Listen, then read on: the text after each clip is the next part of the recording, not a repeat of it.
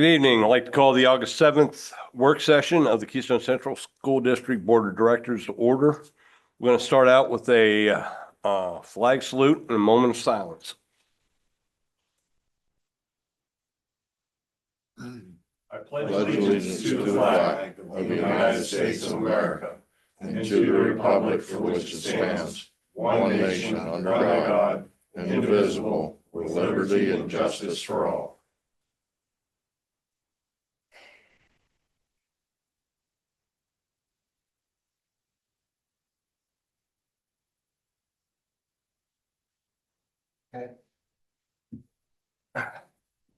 Roll call, please. Dr. Baldino, Here. Mr. Cannon, Ms. Donahue, Mr. Elling, Present. Mr. Johnson, Here. Mr. Knopf, Yeah. Here. Ms. Lynch. Here. Mr. Scout, Here. Ms. Smith. Here. 7 members present. Okay, thank you. Okay, first up on the agenda, we have a presentation for the German Exchange Program.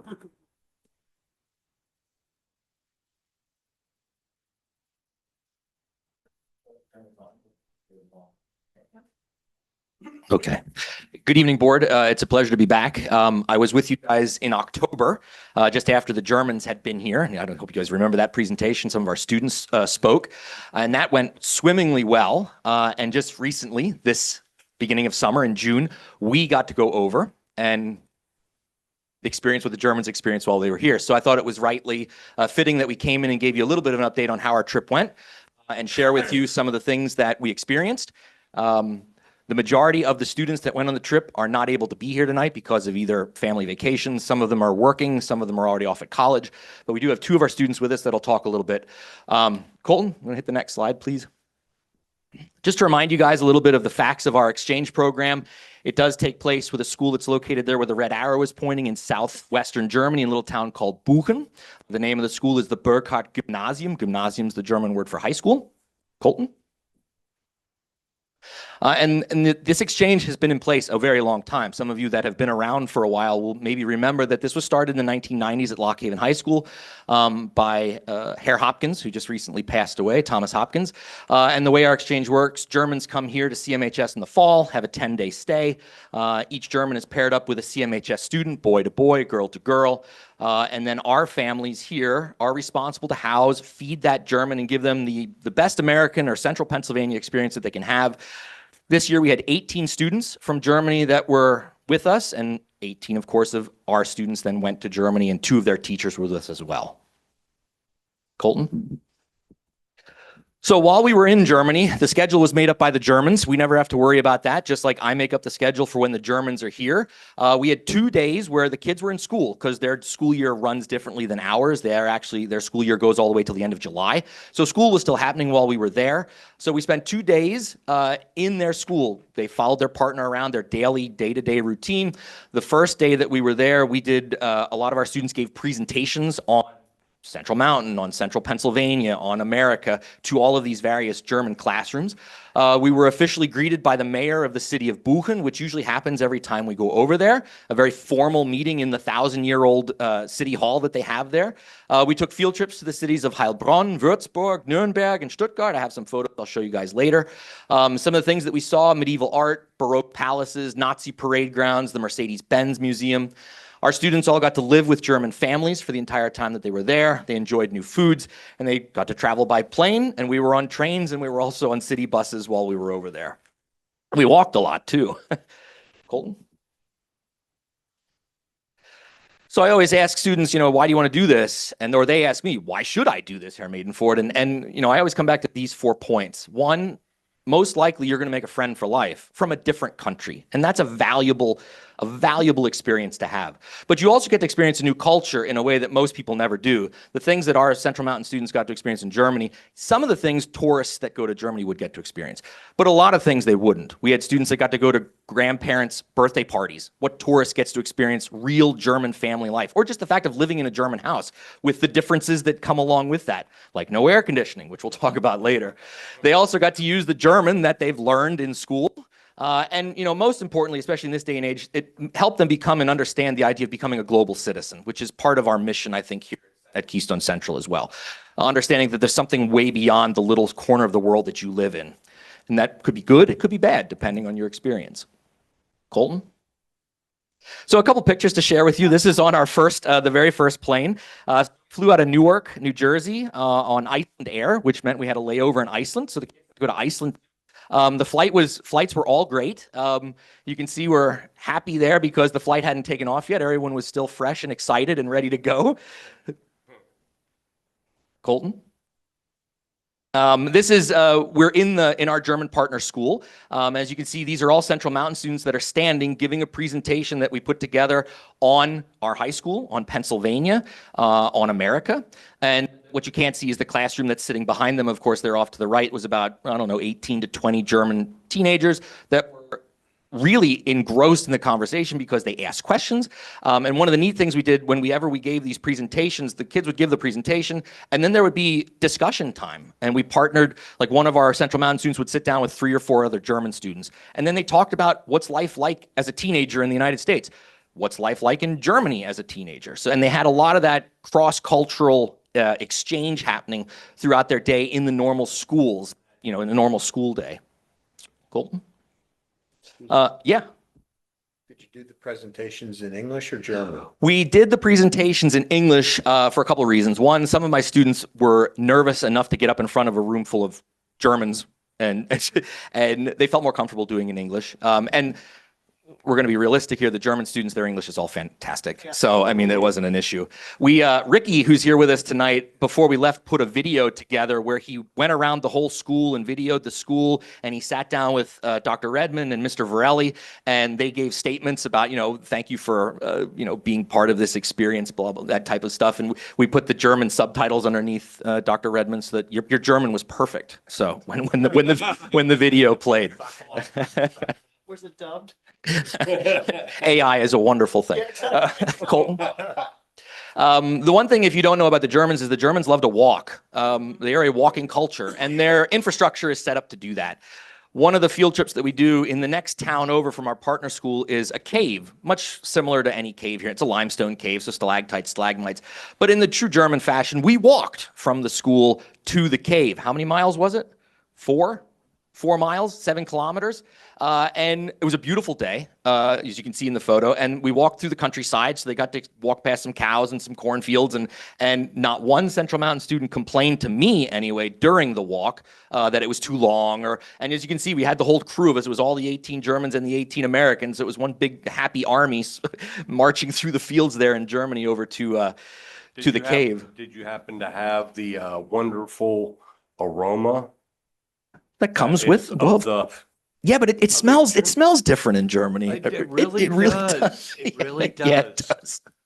Colton? This is the town where our partner school is, and this is the main square. So the building right behind the fountain, if you look straight back, is the city hall. Buchen is celebrating its 1,250th anniversary this year as a city. So that is not the original town hall from 800, but that town hall was built in the 1300s. And on the second floor where all the geranium boxes are, that's where we were officially greeted by the mayor. And I have a picture coming up of that. The fountain here was built because the city of Buchen survived the plague really well. So we got to learn a little bit about the plague in the 1300s while we were there in Germany as well. A lot of the kids walked past this on their way to school every day. So stereotypical gingerbread, Germany there, fairy tale Germany. This is our entire crew in front of the city hall after we met with the mayor. The mayor is there all the way to the left on the first level. And the principal of our partner school, Herr Schwab, is all the way to the right. And then we got all of us there in the middle with the Germans and the Americans.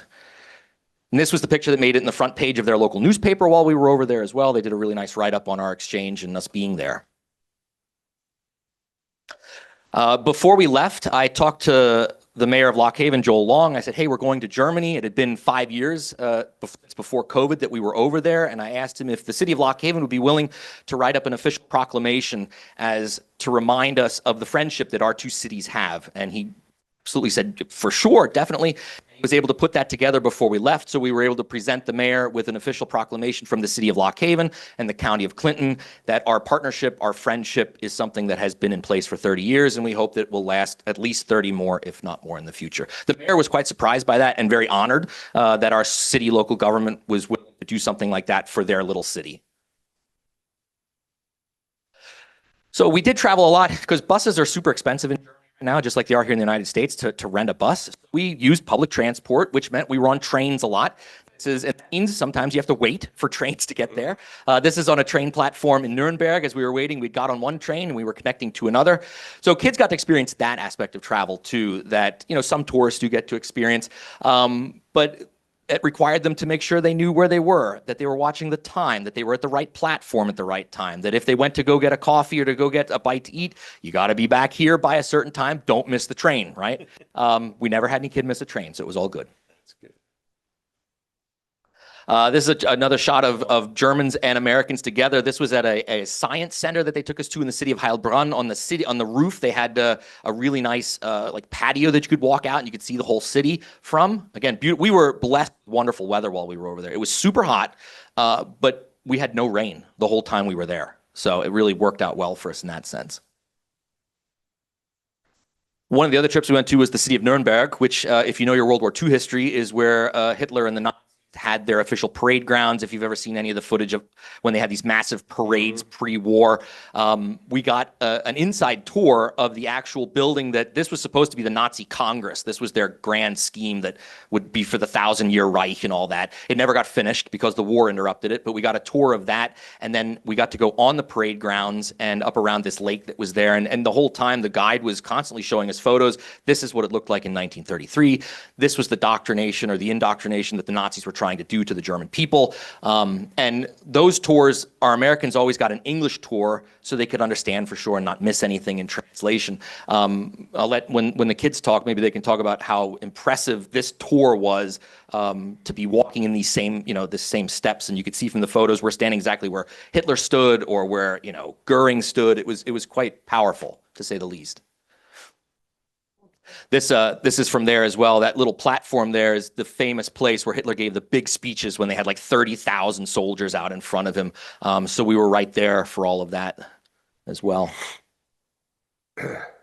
And then we got to eat new foods, of course. The Germans are famous for their breads, if you weren't aware of that. So this was a typical, what they're called Brötchen or Semmel, morning breakfast rolls that you would eat them with meat and cheese. I know for some of our kids, this was stuff that they would have every morning for breakfast, fresh from the bakery 2 doors down the road, because there are bakeries everywhere in Germany. So they got to experience new food as well, of course. Sorry for the darkening of this page. This is the Residenz Palace in the city of Würzburg. This is the best preserved Baroque palace in all of Europe. We got to tour that. It was completely destroyed during World War II, rebuilt exactly like it was before, including the famous Hall of Mirrors, and the gold that's in there was they took the original sketches and the original drawings and then recreated it after the war. This is that entrance that when you come into the residence, then you walk up these stairs and you really get the feeling of being in a very regal, royal place. It was that's a great tour if anybody ever gets a chance to go to Würzburg. This is one of the rooms inside there. So when we talk about Baroque opulence, I mean, this is what the kids were experiencing. They got to go in these rooms. The guide, I thought, was really good here too, about explaining, why did you have rooms that looked like this? Why was this architecture important? Why did people like this? And this was also the tour where they gave you the smells, what it smelled like in the 1600s. It wasn't good. Hygiene wasn't all that great, which I thought was really cool that they did that on that tour. This is our crew. This is all the Americans because they were on the English tour in the Hall of Mirrors. In the city of Würzburg, there's also the what they call the Festung, or the castle on top of the hill. This was so after we toured the residence, then the kids had about 2 hours of downtime in the city to walk around. No worries about pickpockets or anything like that. I mean, these cities are pretty safe in Germany. I had no qualms about having our kids, I said, okay, meet back here in 2 hours. Kids got to be able to get lunch. They did a little shopping. And then if they wanted to, they could walk across the river up to the castle or stay in the old part of the city. We also went to Stuttgart. This is the Mercedes-Benz Museum, which is a fantastic museum where they start. The very first thing you see when you come out of the elevator is the very first car invented by Carl Benz. There it is. And then the story of the progress of the invention of Mercedes and how it fits into the timeline of the world history. You walk through and spiral through the museum until you get to modern day. So a couple takeaways before I turn the microphone over. One, I have to say a couple things. One, our students that we took with us were continually amazing. That's the only way I can put it. I mean, I don't remember how many times I've done this where I've taken students from Central Mountain to Germany. Every time's been great. But this group was by far the easiest to work with. They were flexible, they were graceful under stress, and they were continually willing to try new things. There were things that they didn't enjoy. We're all going to have that. But never once did I have a kid coming up to me or Miss Kalbach where they were like, this sucks, I want to go home. I never had a kid say that. I had a lot of kids complain that there was no air conditioning and no fans. And they said, how can these Germans do it? How do they sleep at night? I was like, it was a heat wave. It wasn't normal weather. It was hot. But even in those situations, they dealt with it. They sucked it up and they dealt with it. Our flight home, we ran into some issues. We were flying from Frankfurt to Iceland. That was no problem. But our trip from Iceland into Newark, because of thunderstorms, Newark got shut down when we were about an hour outside of it, and they rerouted us to Boston. And we had not emergency land, but we had to land in Boston. We were in the plane for an extra 2 hours in Boston till we finally were able to take off again and then land in Newark. Again, the kids were great. They realized what good would complaining do? It's not going to do you any good. You know, we can't do anything about it. It's not Maidenford's fault that we had to land in Boston, but they were great. And the whole time we were there, they truly were perfect ambassadors for not just our school, but for the United States. And they got some tough questions while they were over there, given our current world. And they always handled it really, really well. They broadened their perspectives and their horizons. And when we left that last day and we were all getting on the bus at the school to go to the airport, there were a lot of tears. And that always tells me one thing. This was a good experience, that they made friends that they were having a hard time saying goodbye to in a short time period. You know, we were there for 10 days. It was an intense 10 days. But the end of that trip, just like when the Germans left here in October, there were a lot of tears that day too. So that always tells me this was a good experience. I would like to say danke, thank you to quite a couple of people. First, our host families in Germany were fantastic. They truly opened their doors and their hearts and their families to these kids from Central Mountain. CMHS and KCSD administration, faculty, staff, the staff at the administration of the Burghardt Gymnasium in Buchen were all wonderful. While the Germans were here, our faculty here were wonderful. Mr. Varelli and the admin team here at the high school were wonderful in helping everything, Dr. Redmond as well. When we were over there, we were constantly seeing the principal and the other we met with faculty members over there. They were warm, they were welcoming, they were inviting. The KCSD Foundation gave us money to help pay for transportation while the Germans were here. I want to give them a thanks. And a couple of local groups and organizations gave donations to help defray costs. Lockheed Kiwanis, First Quality, Lockhaven Moose, the 48 Club, Sons of Italy, and countless individual patrons as well donated money towards our trip to help pay for the cost of transportation. Busing was expensive. To get us to and from the airport was not cheap. And those groups helped pay for that. And we are truly grateful and thankful. Ricky and Angelina, I'd ask you to come on up. And Miss Kalbach too, absolutely. Talk just a little bit about highlights from the trip, or things that you didn't like. That's okay to say too. So it was a really cool trip, and I think some of my favorite parts too was over the weekends when we were able to go where we wanted. So with our host families, yeah. Me and my partner and a few of the other students went along with us to a really cool castle that we got to have like a little picnic at. Got to see, like, it was really cool. There were some ruins of it that got to show you the, past history of it all. And just getting to be in an area throughout all of Germany was extremely amazing. It was like a whole new world. And I actually was lucky enough that my family came over after the exchange was through, and we got to see more parts of Europe. I got to see London and Ireland, which were completely different, but all beautiful at the same time. And I'm so incredibly grateful for this opportunity. Ricky? Hello, you guys. My name is Ricky.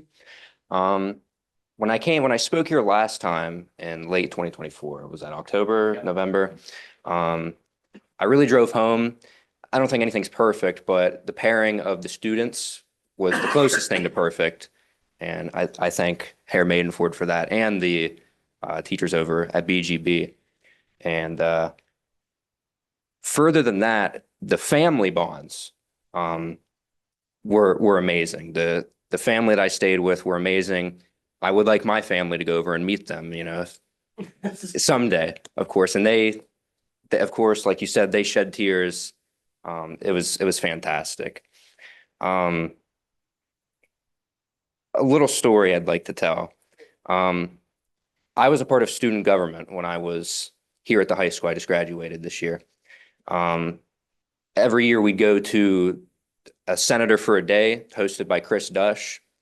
And you do like legislative procedure for the state or whatever, irrelevant. But Chris Dush would always speak at the end of this.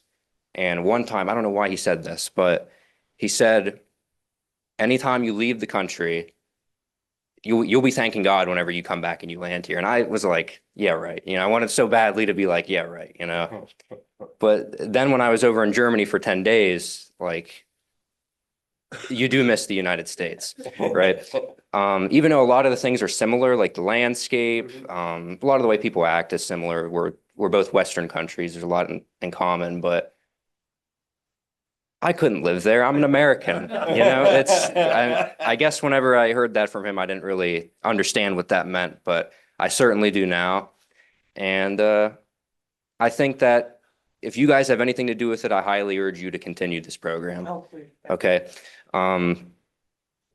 Central Mountain students, they gotta experience something like this. It's crazy. And like, without a program like this, there's no other way to do it. Like, you can go be a tourist, but it's not like this. What was your favorite food while My you guys favorite were over food? there? It's called Weisswurst. It's white sausage. Right. And it goes with like a sweet mustard. Mm-hmm. You gotta like mustard, but Oh, yeah. their mustard it's top notch. I was stationed over there. Yeah, it's So- amazing. So what was yours? Oh my God, I had so much food there. So it's a lot to narrow it down, but I really liked schnitzel. And there Mhm. were these noodles that they had that you put gravy over top of. Yeah. Did you guys have any pommes frites? Well, I'm just almo- curious. Almost with every meal, yeah. Okay, all right. Yeah. So did pommes frites or Yeah, French French fries? fries. Now, They like steak fries a lot. now, Yeah. my question is, did you try the actual pommes frites sauce? The white sauce? No, I don't think so. You weren't with me. I'd have made you try. Yeah. Okay. They're heavy on the 'cause- ketchup though. What's it made Well- out of? What's it made out of? Mayo, and it's predominantly like heavy in mayo. Yeah. That's why whenever I came back, that's all I really eat on my French fries is mayo. Great, So- make it a really healthy meal. I mean, Just- that changed my culture. Yeah. So, still do that myself. yeah, I know. My fries, I get mad and I And love if it. it's in addition to deep fried oil, you got eggs. So- Yeah. I would like, just real quick, the other chaperone that was with us on this trip, and while the Germans were here, Lindsay Kalbach, who's English teacher here at the high school. She's moving up to Bucktail this coming school year. She had no German background, had never even been to Europe, and never studied German. Just tell her, what was your experience like as a complete outsider in that sense? And the kids at least had experience with the language. Completely thankful and lucky to have been asked to go on this trip. I didn't speak German, and when we weren't with the students, the other two chaperones and Doug were constantly speaking German, and I was kind of sitting there catching a few conversations here and there, and then they would, oh, we have to speak English. But by the end of the 10 days, I was catching some words and kind of understanding through inflection and facial expressions what they were talking about.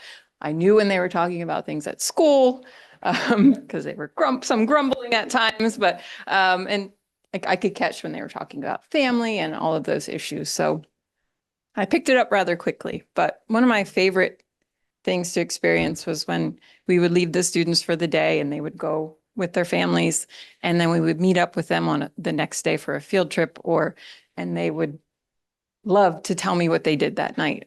So that was one of my favorite experiences. And obviously getting to meet all of the families and the experiences that, with Doug's friends that live over there. So it was wonderful. So thank you for the program and let's keep it going. Do you guys ever get to stop at any MBUS stands? Oh, yeah. Yeah, okay. Yep. Schwankbraten. A lot of good stuff. But thank you again for your continued support. Roger. Or if there are any other You can take questions. it, put it in your purse. Had Buchan been affected much during the war? Movement itself we don't. survived the war I pretty know. well. Okay. However, there was industry outside of the town and those factories were all bombed and Yeah. destroyed. And most of the cities that we went to, Würzburg, Nuremberg, Stuttgart, were all completely destroyed. Absolutely. The teacher that took over or that used to run the program over there, she actually was a 6-year-old that survived the bombing in Würzburg. And she would tell, whenever she was running the program, she'd always tell the kids her story. She remembered the night of the bombing and being in the basement with her grandmother and making that, first person connection to World War II was really strong for a lot of Yeah. kids. Yeah, well, that's, Wow. I think the ball bearing factory was in Stuttgart, Yeah. wasn't it? And Yeah. well, Mercedes as well, of course, Yeah. based in Stuttgart. One of the worst raids of the war. Yeah. Elizabeth? Thank you for the presentation and thank you for going and experiencing it. I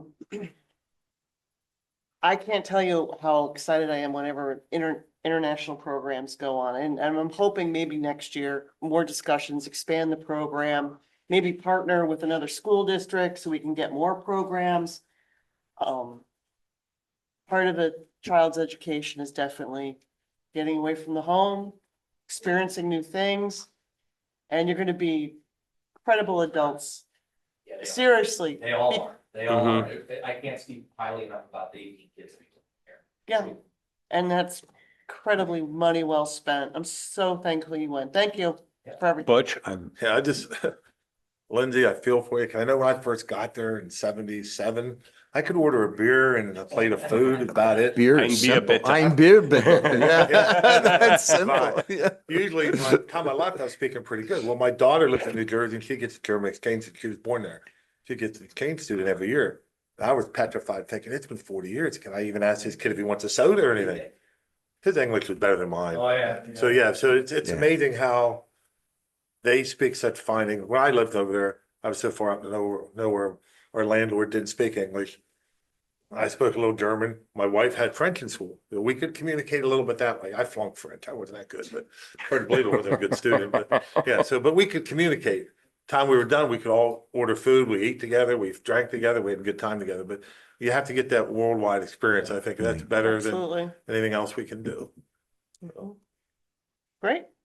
So, How much, in speaking with the other kids, how much time were you spent speaking German and how much were you speaking English? 99% of the time it was English. But it was really interesting sometimes when I got to have little conversations in German with like her parents or her grandparents. Her grandparents didn't know any English. So, I threw a little bit in there and talked to a few people. So it wasn't a lot of German, but the little bit that it was, it felt really good to do. No, it's good. No, if you could keep up, you were doing well, Took me 3 tries at German 1. Yeah. very cool. Thank you, guys. Thank you. All right, thank you. Okay, next, before we go any further, I need to take care of some, in-house stuff. Today at 5:30 to 6:08, we had an executive session dealing with, personnel and legal matters. Also, I'd like to read this off like I do every meeting.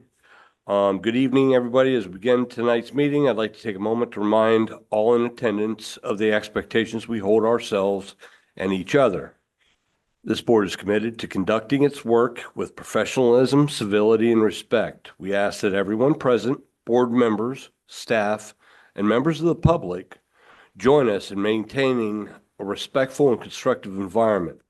Personal attacks, disruptive behavior, or disrespectful language will not be tolerated. We are here to support the education of every student in Keystone Central School District. Our focus must remain on doing what is best for our students, the staff, and the schools. Thank you for cooperation and your continued support of KCSD. All right, so with that out of the way, let's move on to the Baker Tilly Audit Planning Communication. Yes, sir. Good evening, everyone. Do a quick sound check here. We coming through okay? Yep. All right, good evening, board. Appreciate the opportunity to be with you here tonight. My name is John Compton. With me tonight is Adam Hartzell. We are auditors with Baker Tilly, and we're here this evening to share with you certain information regarding the start of the district's audit for the year ended June 30, 2025. We'll be auditing your financial statements as well as your federal program compliance and what collectively we refer to as a single audit. We'll try to keep our presentation tonight relatively brief. We'll discuss the type of audit we're going to do, the timing, cover certain communications which are supposed to take place between the auditor and the auditee, and also provide you with an opportunity to give us some input into the process. Try to be through this in maybe 10 to 15 minutes. Adam, if you could skip ahead to slide 3, please. There on slide 3 is our core engagement team. That's Adam, myself, Caitlin Mowry, and Jocelyn Young. There will be others working on the audit for June 30, 2025, but this is the core team here. I'm sure I don't have to tell the board or the administration or the public that this is a sizable audit. You have a large operation here. Your general fund balance is approaching or at $100 million.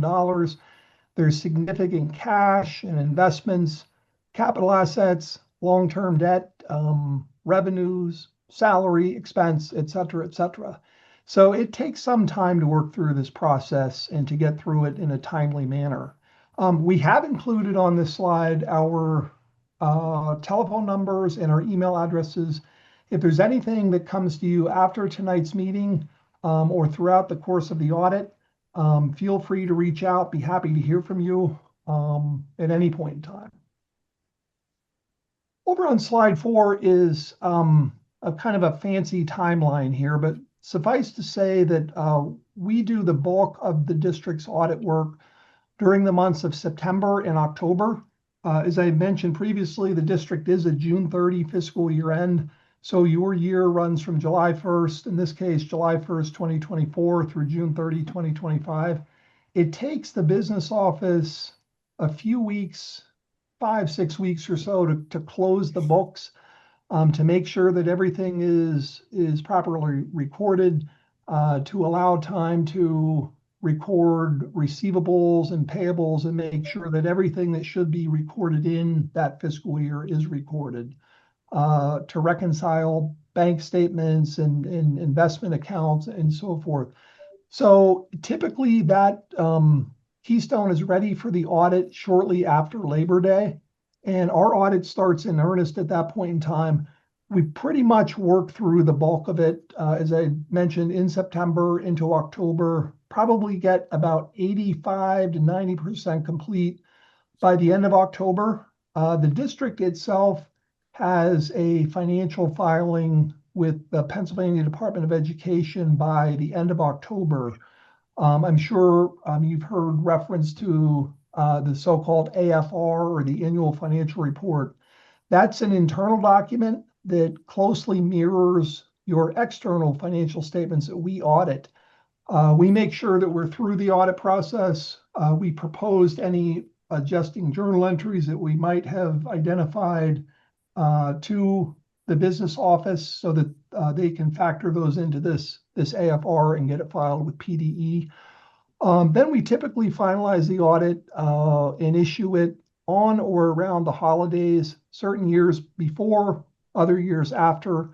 But the district's deadline for federal and state reporting purposes is March 31st. So your June 30, 2025 financial statements will be due the audited financial statements will be due by March 31st of 2026. We don't anticipate it to go on that long, but that is the official deadline for the audit process. Okay, with that brief background, I'm going to turn things over to my colleague Adam, and he's going to briefly walk us through certain of these required communications that for your information and education, and happy to answer any questions you have as we go along here. So Adam, if you would, please. Okay, thanks, John. Good evening, everybody. So as John mentioned, there are certain kind of required communications that we have to share here, really to provide some insight into how we plan to go about performing our audit. As I get into those, I will also mention that you should have a kind of a formal audit planning communication document that has more detailed information in it that we'd certainly refer you to. But what we're going to present are kind of the highlights of that and what that means in terms of the audit process. So from our planning considerations, there's really a couple of key audit concepts that we need to mention and talk through. One of those is materiality. So what materiality is that it essentially gets us to the point where we're able to provide an opinion on your financial statements. And as we've talked in past years when we were there to present the financial statements, we use the word reasonable assurance in terms of what the level of assurance that we give on your financial statements. What that means is that we don't audit every single transaction. We don't audit every single penny that goes through the organization's books and records. For us to do that would be extremely time intensive, way more time intensive than the audit process already is. And because of that, it would be extremely costly for an organization to pay for. Essentially, for us to do that currently, we'd almost have to have somebody there on site at the district every day that your doors are open, where transactions get processed and we're looking at them in real time. And that, like I said, that's not practical, nor is that the expectation from the professional standards. So what we do is we set these materiality thresholds that they're a fractional percentage of a base. That base maybe is your total assets or your total revenues for the fund for the year. And that's kind of the level that we use to audit to.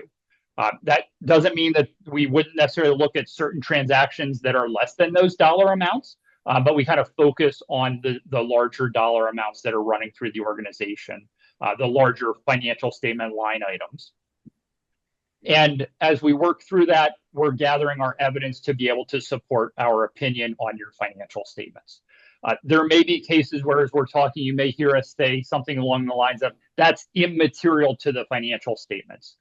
And that's really just saying that from a reasonable, knowledgeable user of your financial statements, that difference is not something that would change their opinion or their reliance on your financial statements. So an example may be, if we're looking at, say, a bank reconciliation, and the bank reconciliation doesn't reconcile by $10, we may say that $10 is immaterial to the financial statements and kind of move on and let it ride. Something that's immaterial to the district is a much different number than what would be material to you or I individually. And so in certain cases, we may kind of set that materiality aside. So going back to my bank reconciliation example, because cash is such an elusive type of item, it's susceptible to misappropriation. We may drill into any differences there more than we would a similar size difference in, say, your capital asset number. So there is definitely some level of judgment there that we use in terms of determining how much we drill into any differences are there. But ultimately, we follow this materiality threshold to set the planned scope of how much work we need to do to support our ultimate opinion on the fair presentation of your financial statements. The second concept that's here kind of on the left-hand box is what we call our approach to internal control. So internal control being that system of checks and balances that's internal to the district to make sure that transactions are happening appropriately, that they're being reviewed and approved and flowing through the system the way that everybody anticipates that they are. Our approach from an internal control standpoint is that we gain an understanding of the internal control system that's in place. And we use that understanding to determine then how much audit work we need to do to get to the ultimately, again, get to the point that we provide our opinion on the fair presentation of financial statements. We may, as part of our audit process, elect to test some of those controls. Any testing of the controls that we would do is really an audit response and audit procedure. It's not, any testing would not be designed to get to the point where we would give an opinion on the effectiveness or the design of your internal control structure. There are certain types of audits that are out there that is part of the audit requirement. If the district was a publicly traded organization, say a Pepsi or a GE or somebody where your stock is traded on an exchange, that would be part of the audit responsibility, the audit requirements, where not only would the auditor give an opinion on the fair presentation of the financial statements, they'd have to test and give an opinion on the effectiveness of internal control. And management would have to do your own testing of internal control and give your opinion that says, we think our internal control is sufficient to do X, Y, and Z. Unfortunately, that requirement came about back in the early 2000s with the Sarbanes-Oxley Act, and it is solely limited to those publicly traded organizations. It's fortunately not trickled down to non-publicly traded organizations. So, like I said, our approach is to understand the internal control system. As we're gaining that understanding, if we see controls that aren't designed appropriately or aren't operating appropriately, we would have a professional responsibility to bring that to management and to the board's attention. But that would be more of I'll say a byproduct of our audit approach, not the direct focus of our audit procedures. Then a couple of other things. Our audit report, if you would look at it, it says it's an independent auditor's report. And so we need to look at what is the entirety of the relationship with the district. You've hired us to audit your financial statements, audit the numbers, audit your compliance with the federal award programs. We do from time to time assist management with some kind of non-audit services. That may be things such as helping to prepare and put together the actual financial statements. Or there's a data collection form that gets filed with the Federal Audit Clearinghouse. We have a hand in kind of helping put that together and getting that filed. We may have, as there's new audit standards that are effective from time to time, we would have a hand in kind of helping management understand, evaluate, and implement some of those new standards as they're required to be implemented. All of those things they're services that we're happy to provide, but they're not directly related to our giving an opinion on your financial statements. And so they're considered these non-audit or non-attest services. Any of those non-audit, non-attest services that we may perform, we would have to evaluate and make sure that we maintain our independence. And we do that through making sure that there are individuals internal to the district, primarily within your business office, that understand the requirements and are in a position to review, approve, accept responsibility for any of those non-audit services that we may provide. As we've evaluated that and as we continue to evaluate that, we are independent with respect to the district. If we would ever get to the point where we would not be independent, where we kind of cross that line, then at that point it's kind of a cliff where once you fall off the cliff, you can't jump back up on it. And that would preclude us from issuing the actual audit opinion. So we're very cognizant of that cliff and put steps in place internally to make sure that we're well back off of that there would be no question that we are independent of the district. In your audit, there are certain specialists that are involved, primarily related to your pension and other post-employment benefit plans. And so we understand the credentials and the appropriateness of those specialists to make sure that they are appropriate, that the assumptions they're using are correct, and that there's appropriate disclosures and agreements in place there within the district. The last concept here, kind of in the middle of the screen, it's headed up significant risks. And so from our audit standpoint, our audits are risk-based in nature. And by that, I mean, we look at the organization and ask ourselves kind of an underlying fundamental question of what could go wrong. That wrong being something, just an honest human mistake, or that wrong being something along the lines of either misappropriation or some kind of a fraudulent activity. Anywhere that we would identify and it could go wrong, we need to identify and put in place a specific targeted audit response to address that risk that we say this could go wrong. Here's how we're going to address it in our audit approach to understand and evaluate and make sure that it didn't go wrong. From a professional standards standpoint, there's a kind of an overarching risk that our standards tell us is essentially a default risk in any audit, any organization that we may audit. And that is this concept of management override of controls. And essentially what that means is that an organization could have the most perfect system of internal controls that's known to man. But management's kind of in the unique position that they could, for certain transactions, say, we're going to kind of bypass the normal processing and do something different. And so we have certain processes, certain audit responses to that in place where we'll talk with management, we'll talk with key employees, we'll talk with other individuals throughout the district about their understanding of the fraud. We'll talk with them about their understanding of the internal control processes and the functions and how it operates.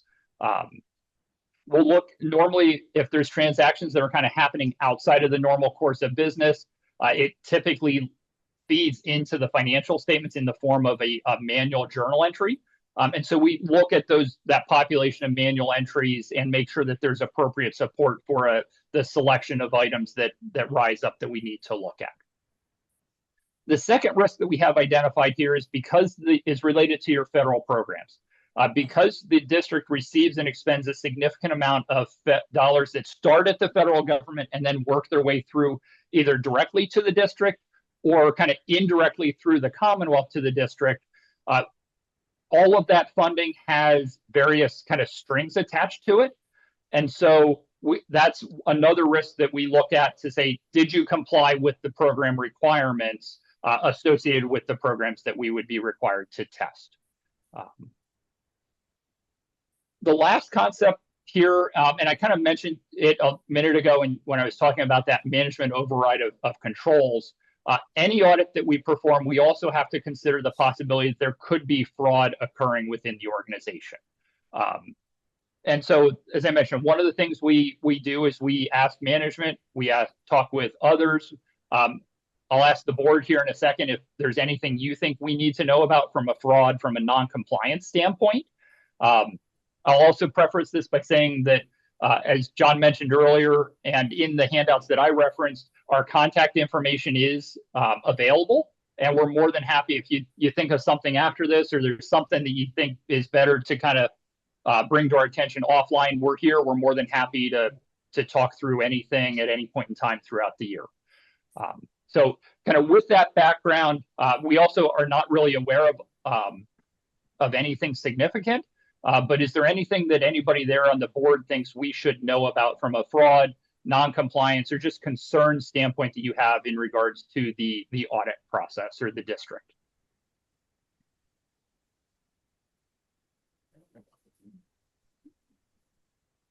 I don't think we do.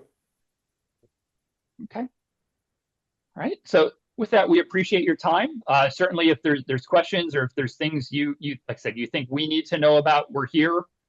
Happy to talk with you at any point throughout the year, and we'll continue forward with the audit process. And I think our tentative timing plan is that we would plan to be back with you in the early January timeframe to present the final audit results at that point in time. Okay. Thank you, sir. Oh, Thank you, everyone. Hold on. Elizabeth? Yeah, thank you. Quick question. Thank you so much. All the presentations and what we have on board docs, is there anything different compared to previous years? When you gave your information, is there anything that's different? Any changes that's what I couldn't pick out from the stuff that's on board docs versus what you just presented. I couldn't find any differences from your last year's presentation. You know, that's a really good question. There are two different sides to the house, so to speak, when it comes to an audit of a set of financial statements. The two areas where you might find differences. The first is in terms of the accounting rules and the manner in which your financial statements are prepared, kind of sitting behind all of this, sitting behind your financial statements and the way that we account for things, the way that things are reported. There's a so-called Governmental Accounting Standards Board, the GASB, we refer to it. GASB is responsible for setting accounting standards for state and local governments here in the United States. And it's been pretty prolific here as of late. It's issued a lot of new accounting standards. The one that comes into play for June 30, 2025 is known as GASB 101, Compensated Absences, which will have some impact on the manner in which your sick time, vacation time, paid time off, those types of compensated absences are accounted for and reported. It's probably not going to be, we've been talking about materiality. It's probably not going to be a material change to your financial statements, but that's one change that will affect June 30, 2025. The other change, or the other side of the house, are the auditing standards. And I'll describe it as the accounting standards apply to Keystone Central, how you prepare your financial statements and report on it. The auditing standards apply to Baker Tilly and the way that we need to go about doing our work. There's generally accepted auditing standards, which are set forth by the American Institute of Certified Public Accountants. There are government auditing standards, which is the Government Accountability Office. And then in this case, there's the so-called uniform guidance, which affects the federal portion of the audit. It's been a fairly quiet year on the audit side of things. There's really nothing I can think of that would affect the way that we do our work. So the one thing I would point to is this GASB 101, Compensated Absences. We're working with Joni on that to help assist with getting to that point where we need to be. And when we report back to the board in January, you'll see in your financial statements, there will be mention of that in all likelihood in the auditor's opinion on your financial statements. There will be a note to the financial statements that kind of explains what the district had done and the dollar effect if it's significant enough. Okay. Thank you. Thank you very much, John. So yes, ma'am. Would you be so kind just to put this in the back of your mind, just to consider, please? I'm just one board member, okay? But what you were talking about, the GASB 101, if it's not unreasonable, instead of me Googling, would it be easy for you to send something maybe to Dr. Redmond and he could forward to all of us so we can read it, what you're talking Elizabeth, about? if you want, you could actually ask Joni for information on that, because that's exactly what she uses whenever she's doing her stuff. Correct, Joni? I receive it right from Baker Tilly. So, Well, there you however, go. Dr. Redmond wants to distill it to the board. Okay, Okay? yes. That'd be super terrific. And then I had one last question, please. On your last page of your board docs attachment, page 8 of 8, it says School Board of Director questions. Are these things that you want us to answer, or are these just examples of questions that we might want to ask you when the final presentation is done? I was a little bit, please clarify what page 8 of 8 means. Yeah, so page 8 of 8 is kind of the last piece that I talked about there in terms of the consideration of fraud. That page is really intended to be more of a, I'll say, a thought-provoking or a starter for things to think about as we have that conversation, and as we had that conversation around what are some things that maybe would trigger concerns, whether it's fraud or just concerns around the district's operations or financial management itself. So they're not necessarily, we don't need a direct response to every one of those questions. It's more of just, like I said, a starter to kind of give you some areas to think about, so that it's not so much a, hey, do you know anything? And it's like kind of the deer in the headlights. Well, what should I be thinking about? That's more of what it is really just to give you that kind of backdrop of some things to consider. That if there's something that you say, hey, wait a minute, this is a concern. Like I said, our contact information is there. More than happy to talk with you at any point in time throughout the year as something comes up. Okay, thank you for explaining that. Good. Okay. Well, Thank thanks you, again, gentlemen. everyone. We appreciate it. We'll move forward with the audit and look forward to seeing everyone toward the end of 2025. All right. Thank you. Have a good night. Bye-bye. You too. Okay, next up, superintendent's report. Hearing visitors. Oh, I'm sorry. Yeah, I have down. Okay. Anybody signed up? Okay, we have no visitors signed up. Moving on to superintendent's report.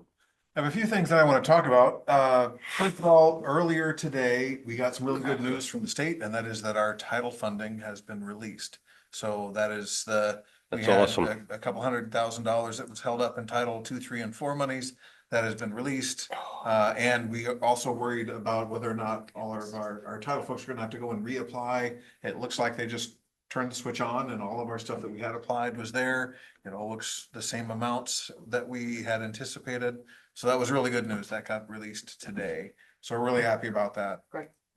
One of the things that Dave Peters and Joni have been working really hard on is some sponsorships. And so we have some good news for each school. We have received this $1,000 check from T-Mobile because we're engaging with T-Mobile to get some support for some of our athletic programs. So we have one of these for Bucktail, one of these for Central Mountain High School. If we do some advertising for them, we're doing some posts about the school district and how we're partnering with T-Mobile. That puts us in pretty good shape to get some more sponsorship dollars from T-Mobile. So we're really happy about that partnership. And the more we work with them, the more we get. So we're pretty excited about that. Well, that's awesome. Good. Glad to hear that. Start, great. A little bit later on, you'll hear from Sam Hoy. He and his team have been doing so much work throughout the school district over the summer.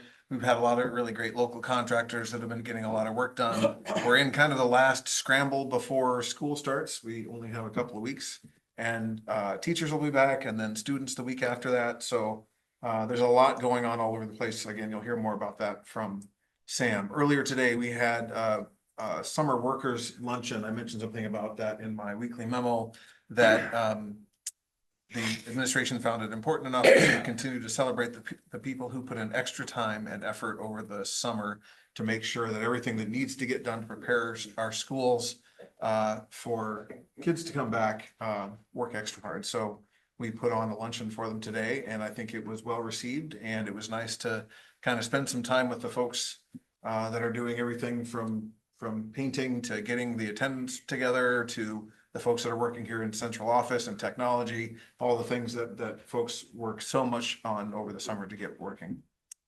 Quick update on Liberty Curtain. In our last time we met, we talked about a change order, and we did a not to exceed of $200,000 for some of the soil mitigation. The actual cost was about $92,000. So it's all done, it's inspected, everything is fine. Today they laid down paving, today and yesterday they laid down paving. So everything is great, and it cost half of what we thought would be the worst case scenario. So we're pretty happy about that. Our elementary numbers, like last year, are up, and we have lots of kindergartners that are coming. And we're kind of right on the border of having to hire another kindergarten teacher. But instead of doing that, we looked at our numbers across all of our elementary schools, and we thought it more prudent to move some of the students out of Robb Elementary and kindergarten students out of Robb Elementary and into Liberty Curtain Elementary. Robb has too many students. Liberty Curtain could certainly use to get some more students. So initially we're doing we're asking for volunteers of kindergarten students in particular, because that's where we're seeing the most stress at Robb in terms of space, asking for some volunteers to move over. We've had some positive results from that. At the end of the day, we plan to move between 13 and 16 students from kindergarten students to be specific, from Robb Elementary to Liberty Curtin Elementary. Some of those families with the kindergarten students who said that they do want to move to Liberty Curtin have older siblings. So it's going to be more than just that, somewhere between 13 and 16 students that are going to move. Good news for Robb to help ease some of their classroom size pressure. Also good news for Liberty Curtin to get more students over there.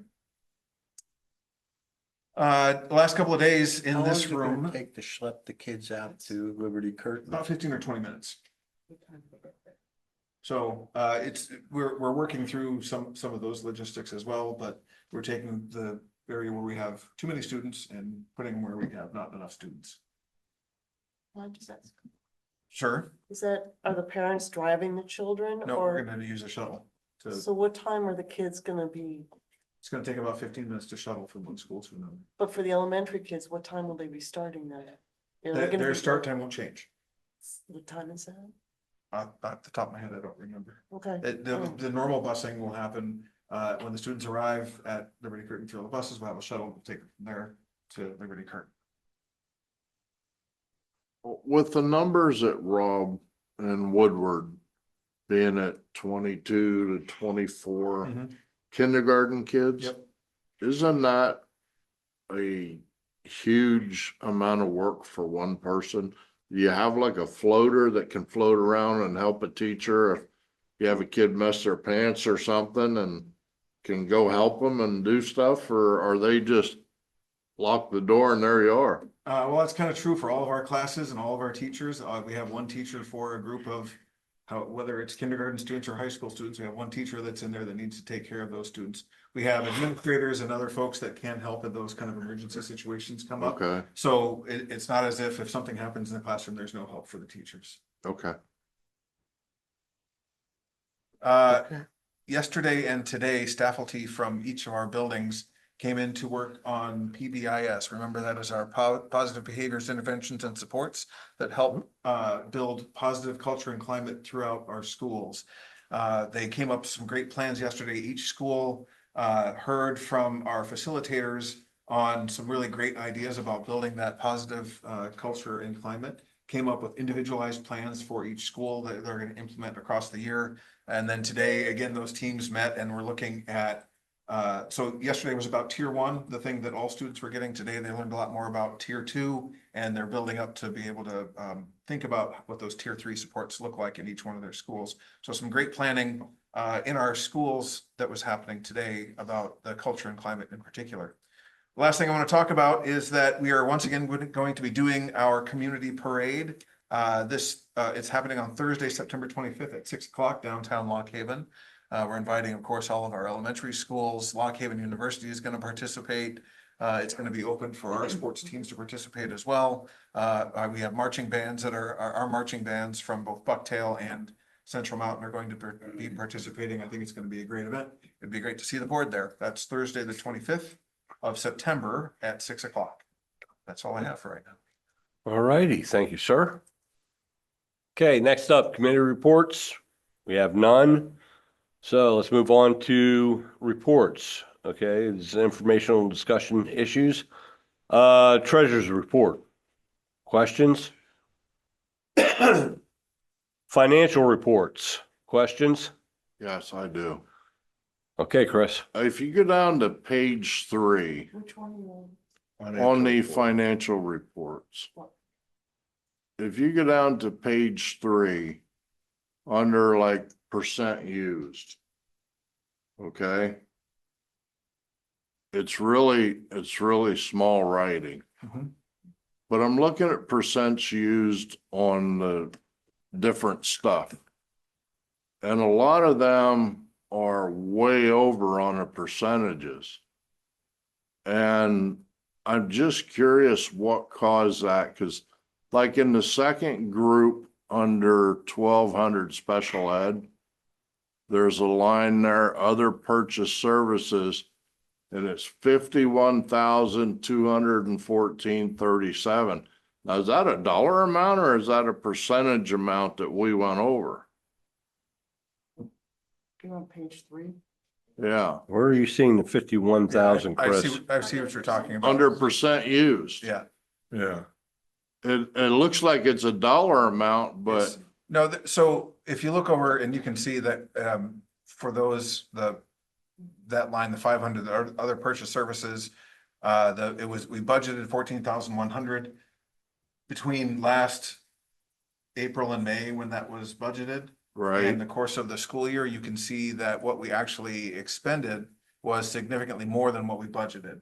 right, And so that's what makes it look that percent used so high is because something changed between when we originally planned the budget and we actually operated the system. Something changed in that line item where we had to put a lot more dollars there. okay, cause I noticed a bunch of that and I was just wondering, is this something that, like I had said before, that we could be going over every month a certain section of the budget and looking at that so we didn't have them big spikes?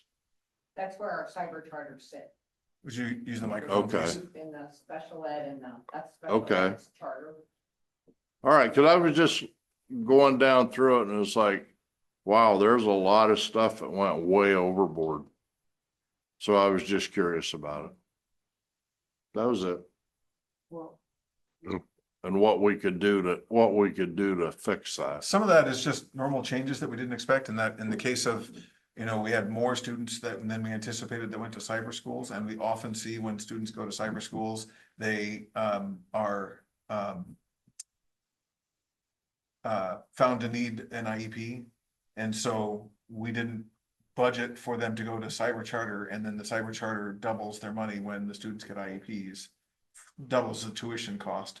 And so Right. that number inflates very quickly, and we just don't know how to budget for that. Because the parents don't necessarily tell us that they're gonna move their students to a cyber charter Okay, until it happens. I was just curious, like I say, a lot of them I saw were way above and Yep. beyond. And there's a whole bunch that are way below also, so I mean, Right. at the end of the day, there's more balance there. All right. Next, student handbooks. Yeah, Any questions on that? I got a bunch of questions. All right, Chris, go ahead. On page, which one? on the elementary one, Okay, if you scroll down to page 10.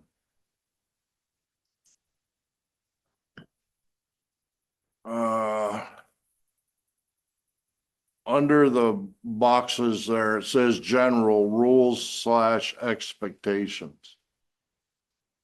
We're crossing out the word rules because everything on that list is a rule. It shouldn't be an expectation. When you're putting stuff there like hats are not permitted in school, that's not an explanation. Expectation, yes. No electronics and no drugs and all that. That's rules. That's not an expectation, I don't think. So I'm just curious why we're crossing out the word rules and using expectations. I don't know, Randy, I don't know if anyone else wants to speak. It seems to me it's a semantic difference and not. It's just to keep. use your microphone, please. Yes, inside voice. Because page 11 was kind of the same thing. It's just to change the language to match with what positive school-wide behavior language is, because that's the program that we use. And so it's just semantics. It's just to manage the language so the kids understand, what we're talking about, because that's what we use when it comes to positive school-wide behavior when we have discussions with them. It just seems like we're crossing out a lot of rules and making it an expectation, even on page 11. We're crossing out a lot of rules that kids should learn.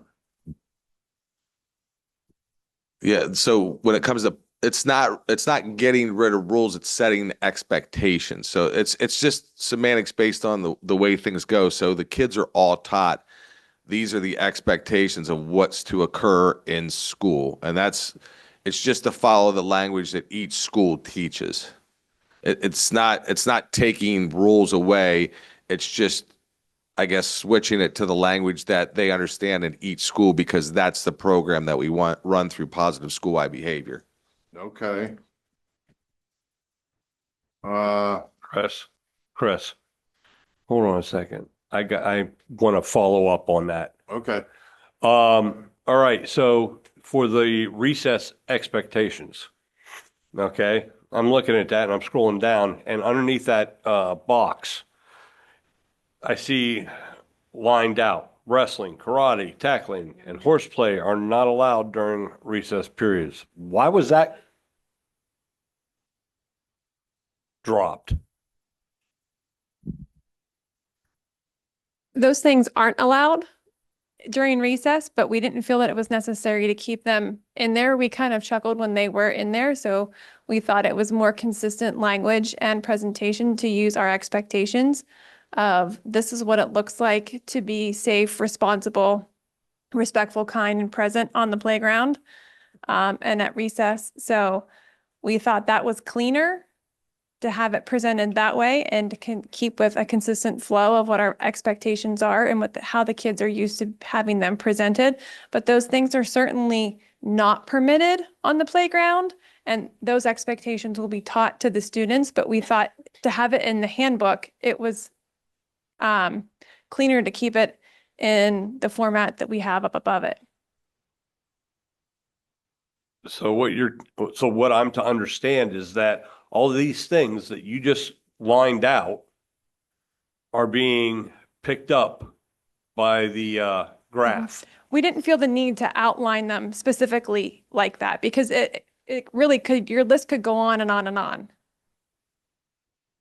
So if you look up in the top corner in the grid, under be safe, it says keep hands, feet, and other objects to yourself. Right? Okay, Another way to say that is to try to list off all the possible ways that they could violate that expectation. okay. So we'd rather keep it more broad and general. Keep your hands and feet to yourself. Don't you think it needs to be rules where there's consequences? This doesn't mean there's no consequences. There's still consequences. Positive behavior support comes with consequences. You know, it doesn't say that you can't have consequences. And if you engage in something that is not a typical expectation or something that is harmful, there will be consequences. But we didn't feel as an elementary team that it was necessary to try to list out everything, because if it's not on that list, then it just becomes an argument too. And really it could encompass anything. And the minute you think you've seen or heard it all, the next thing that happens, you're like, holy cow. So this really is much more consistent for what our kiddos are learning how to behave every day. Okay, so basically we're gonna say this and all that wrestling, karate, tech, all that stuff, like, It's still not permitted, but Yeah, we didn't feel but the need to if you keep spell your out hands every and feet single. and other objects to yourself, then you're not gonna be able to do any of that stuff. Correct. You're not meeting And that's that kind of what- expectation and you'll have a consequence. So you're just, in a sense, dumbing everything down. We're making it simpler. Yeah, so, okay, Down on page 22 or or in 21, 22 starts the consequences of not following the Correct. expectations. okay. Elizabeth, This was way too much information for me to digest, and I don't want to sit here and go over every little thing that I have a question on, so. But I just wanted, did this go through a committee first? Every elementary principal looked at it like they do every year. No, I mean, school board committee. Did this go through a committee yet? Not a school board No. committee, no. No. It's Okay. not We don't part do of a this. school board. They never do. Okay. I was Every just curious level- Yeah, If there's this- any other, okay, so this was all, okay, I just wanted to understand that first. That's fine. That's fine. Just asking. okay, So page But- 15, Which one? The same elementary one? yeah, yes, please. Page 15. I'm just assuming that the state or the federal government or something changed what documents you need. to prove to have your child enrolled, or is there, it was all crossed out? I'm just curious if I understand. No, we just didn't feel that was necessary to be in there. So they don't have to have all this stuff? Yes, they they do. That's do, part but of we board didn't feel that it policy. was necessary to be in the student handbook. Okay, so just, There are students that are enrolled. okay, okay, yeah, because that's one thing. Every time you can shorten this. That's what we're and trying to do. shorten this And shorten this and shorten this. I mean, if it was down to 50% of this, I think more people would probably feel more comfortable and take time to read it. And I think you're chipping away, which is great. So I'll just leave it at that right now, okay? All right, go ahead, Butch. I just, excuse me, I have a comment on the high school one. I looked through them. I saw in the elementary handbook that you can't wear hats, can't have electronic devices. And the high school one, the only thing I saw, maybe I missed it somewhere, that you have to remove your hood when you're walking into school, and you can't have your earbuds or ear pods in the hallway. And you only use them if you have explicit permission from the classroom teacher. I thought we were looking at doing away with electronic devices. In my opinion, I think phone could be secured somewhere. I think we need to look at securing phones and not using them daily. And also, I think if we allow the kids to continue to wear hats, it's kind of defeating some of our security purposes, or security endeavors we're doing with the camera system and facial identification. By the hat being pulled down, you can't tell who the students are. So I think we need to look at removing hats in the high school and doing away with electronics in high school, in my opinion.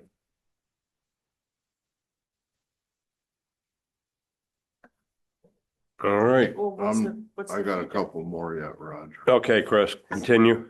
On page 19, they're talking about the food on the elementary.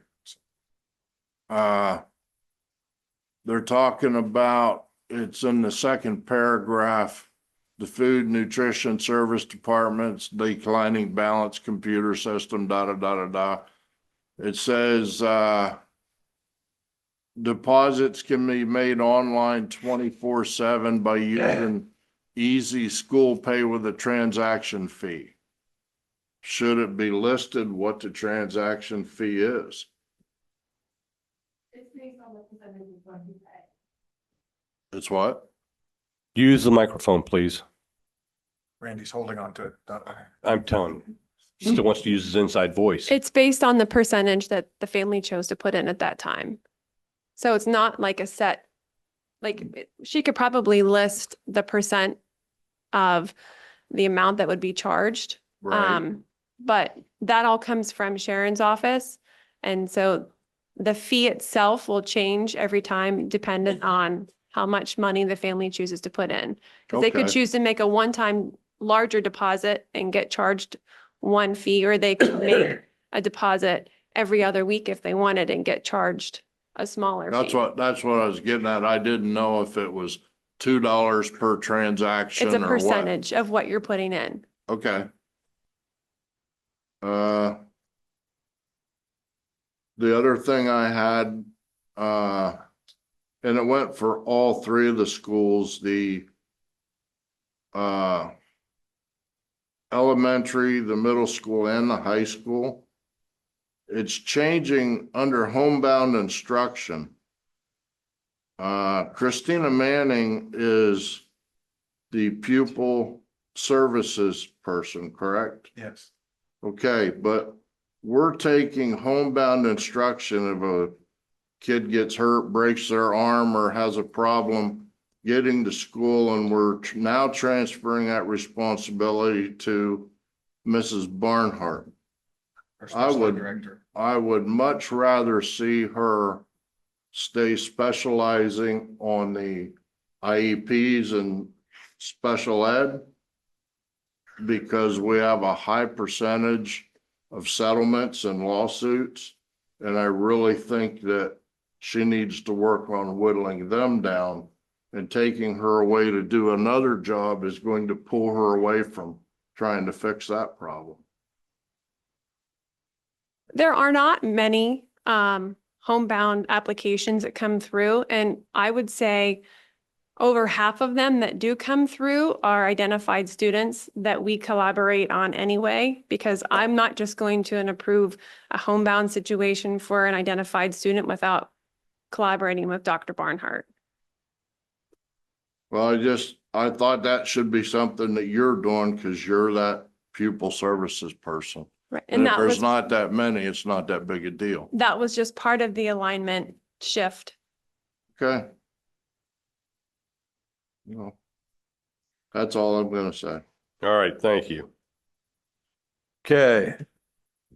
Next up, the disclosure of salary information.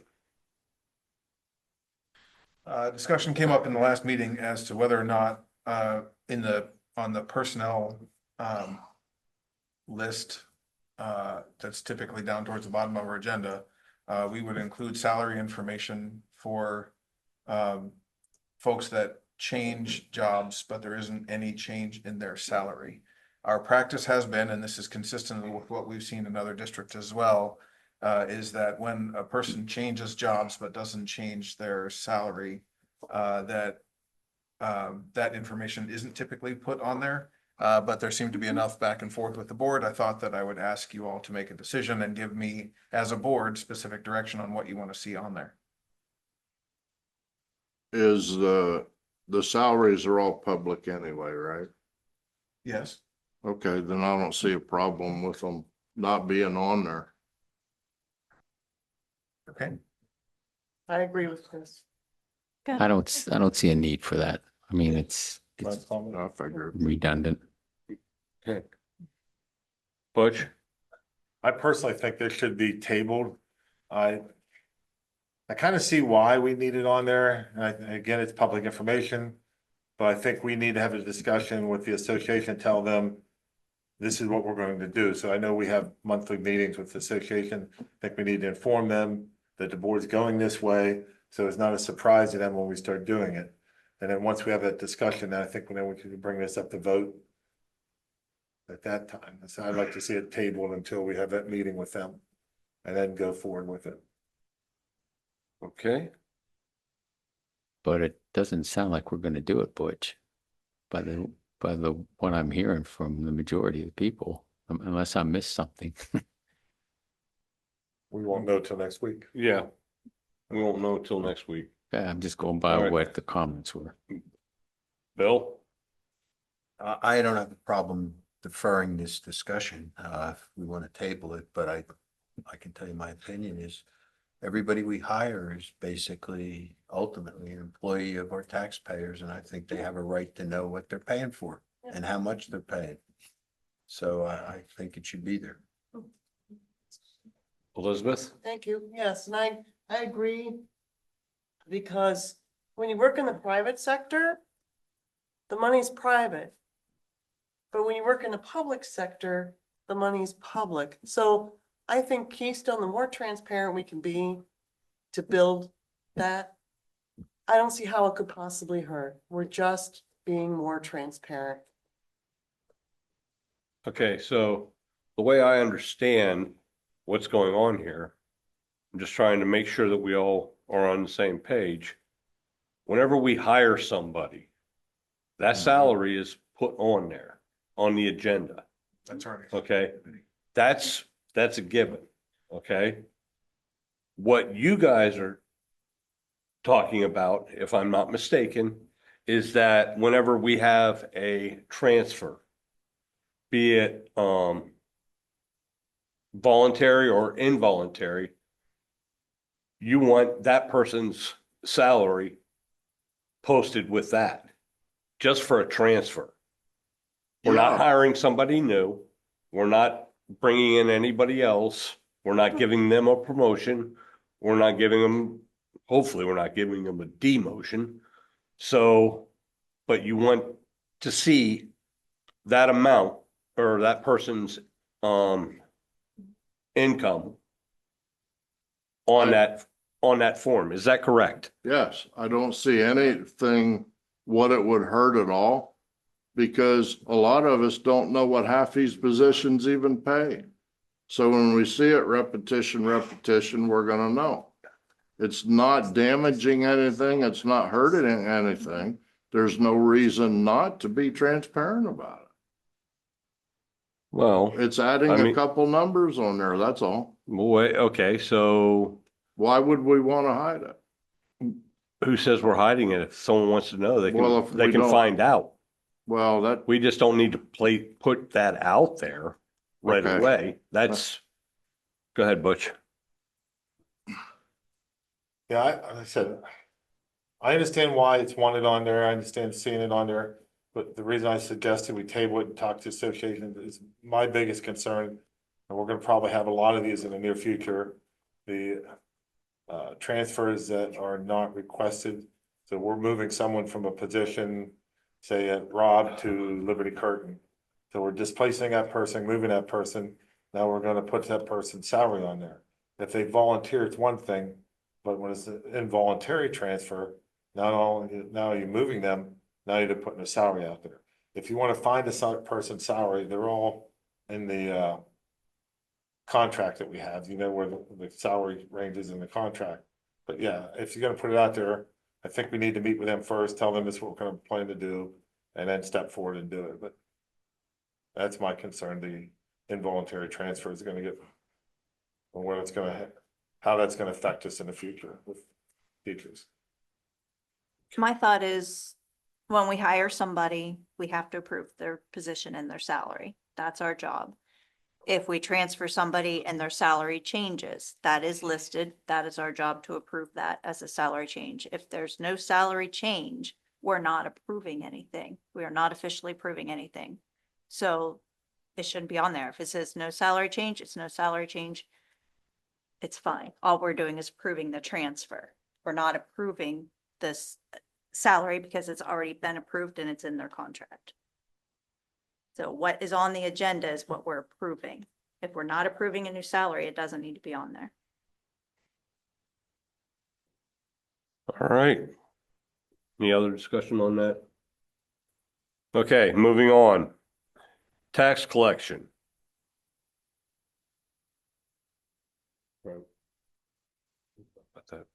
So we had a meeting a couple of weeks ago, an informational meeting where the options that were presented to the board about what the board would like to do in terms of tax collections going forward. And we, administration and the tax office needs direction from the board about what you want to do. We have informed the TCC that we would no longer be collecting EIT for them. They have since elected to hire a third-party collector.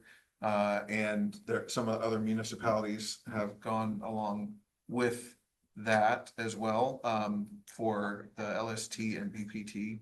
So that we're seeing a lot of changes happening from the TCC about how tax collections are happening in Clinton County.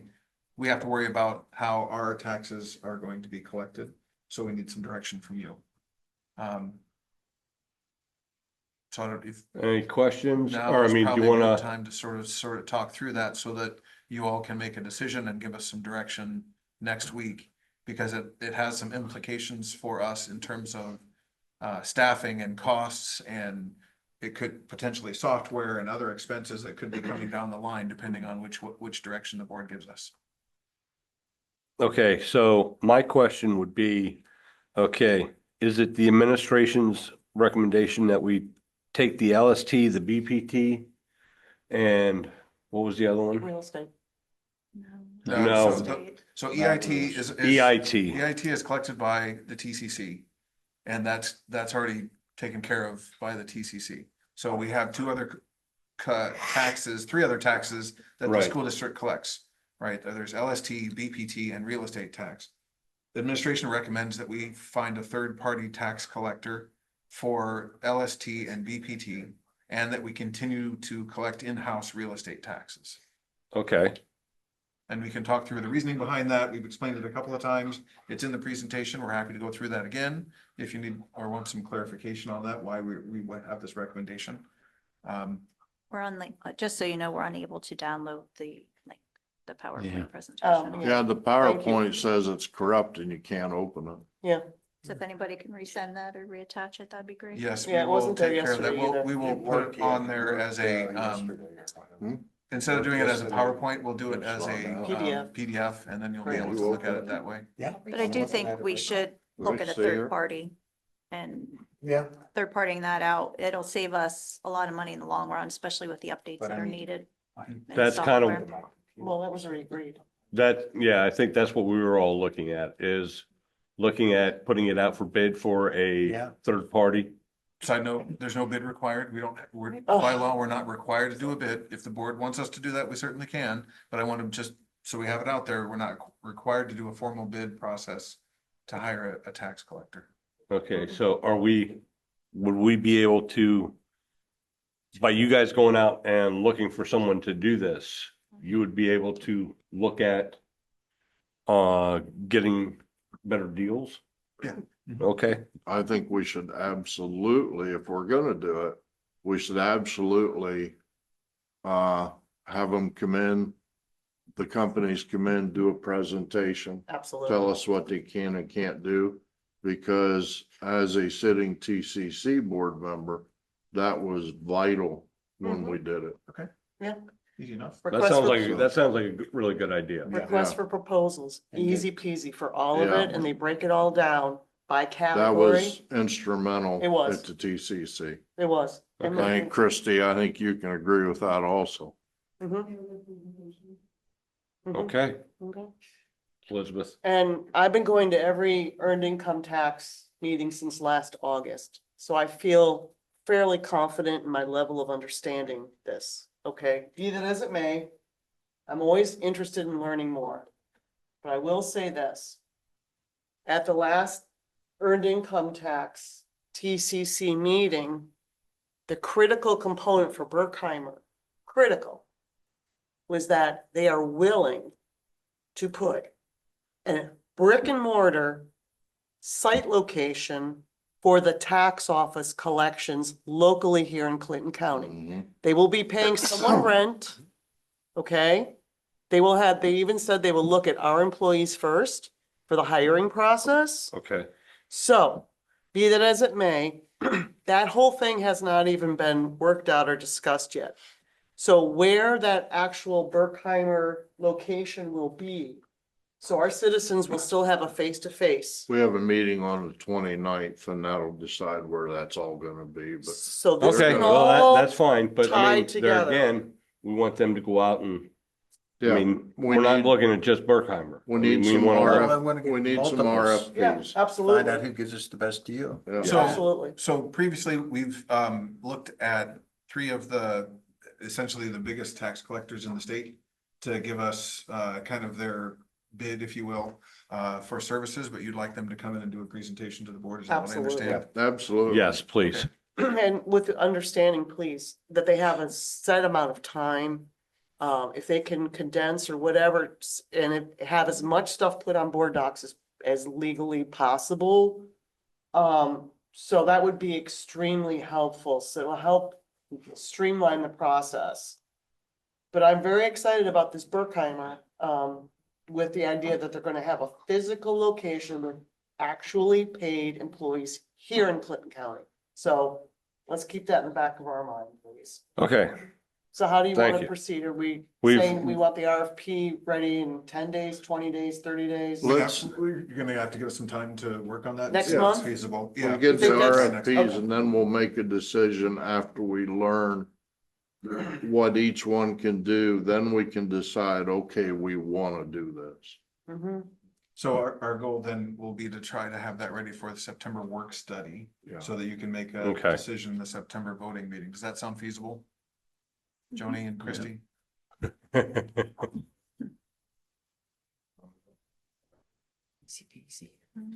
Butch has a question. Yeah, I'll get you Butch.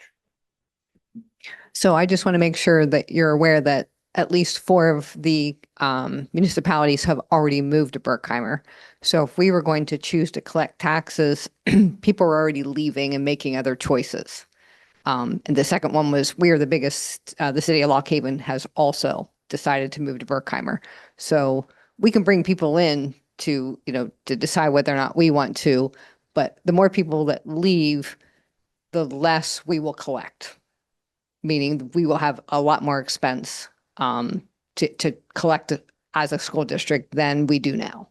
I just want to make sure we're all kind of aware of that, but we can have Berkheimer come in and the other companies come in. I think that would be fair. Mm-hmm, absolutely. And I think we owe, definitely- sorry. Oh, go ahead. I think that we owe it to the municipalities to let them know sooner rather than later what is going to happen with our tax office as well. Because I know me as a Renova Borough Council person, I would need to know what's the fate of the tax office, because if we need to act, then we need to get on it soon. The board is interested, we could also, to that point, we could set up a special meeting if we can't arrange it for next week, which That'd be is way better. too short. If we want to set up a special meeting between now and the next work session, so we can move a little faster on that. Could we do can go that. Towards that. If, I'm fine. again, That would be it's- great. So we could focus. But we can't make a decision on what direction we want to head with LSD, BPT and all that till we know what our options are. Okay. We don't want to see. Now, Elizabeth, hold on. Butch? My question is going to be first, is there a drop dead date that we have to have this done? Mhm. I know we have to allow the other, like Christie said, the municipalities, I was gonna ask about that. Let them know what we're doing so they can make plans. And I don't know if we can get this done between now and next week, I was gonna say, but we've already brought that up. I think something we can look at is having this done perhaps sometime next month. Have it done, have a presentation. I think those presentations possibly could include the other municipalities also, because they're gonna be looking at what we're looking at Mhm. also. We need to invite them to come. Mhm. That's Oh. what I'm trying to say, to open it up for the other municipalities, have the different people that we request to have proposals from come in, make a presentation. I don't think it's something we can do at a board meeting night, because I think it's gonna be something that's fairly lengthy. Even if we ask them to condense their presentation, it's probably still gonna be a half an hour. If you have 4 people come in, there's a couple hours. So I think we're gonna have to have a special night and have it and open it up to the public. Mhm. That's all I had. Thank you. Mhm. All right. Keystone Collections and Berkheimer have already reached out to some of the municipalities. So that's why some of them are already switching over. I know that Berkheimer presented to Renova Borough a proposal. So that's already on the board agenda for this month. Nice. Yeah, they've pretty much reached out to all the Oh, yeah, they've been municipalities. shopping. May I? Okay. Finish it up then. In hindsight, I wish we would have had this conversation earlier, because if we would have done this as a group, transparent wise, there's a chance that all these different municipalities, with all their different contracts, we could have done it as a group and we might have gotten a better price for all those fees. So be that as it may, inviting the municipalities, excellent idea. All right.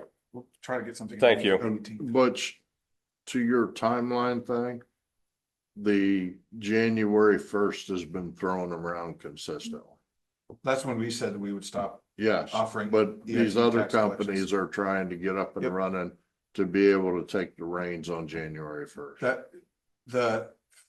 I think for the tax office and for all of us, it would be ideal if we could have something where we make the transition to a third party, if that's the way the board wants to go, to a third party tax collector as of January 1st. Yeah, We have no absolutely. choice. Yep. Okay. Next up, real estate tax rebate. Any questions on that? No. Refund request for the homestead credit. Any questions on that? Okay, same thing for number 6, request for homestead credit. Questions? Okay, repository property bids. I know where Butch is I going. know, Are you raising your yeah, I hand, think we Butch? all know where Butch is going Butch, on are that you raising one. your hand? I'm gonna bite my tongue and sit here and think about it, because everyone knows my feelings on it. Unfortunately, we can't do anything until the legislature does something. And I've had lengthy discussions with different county treasurers through the years. But until the state does something, we can't do anything. It's just the pet peeve of mine. I think it's terrible the way it's set up, but we can't fix it. I agree. We have no choice. Okay, next up, update on facilities. Sam? Sam, you're up. I've been waiting all night for this. I bet you have. So first off, I want to say Thank you. August 5th was my 1-year anniversary here at the school district.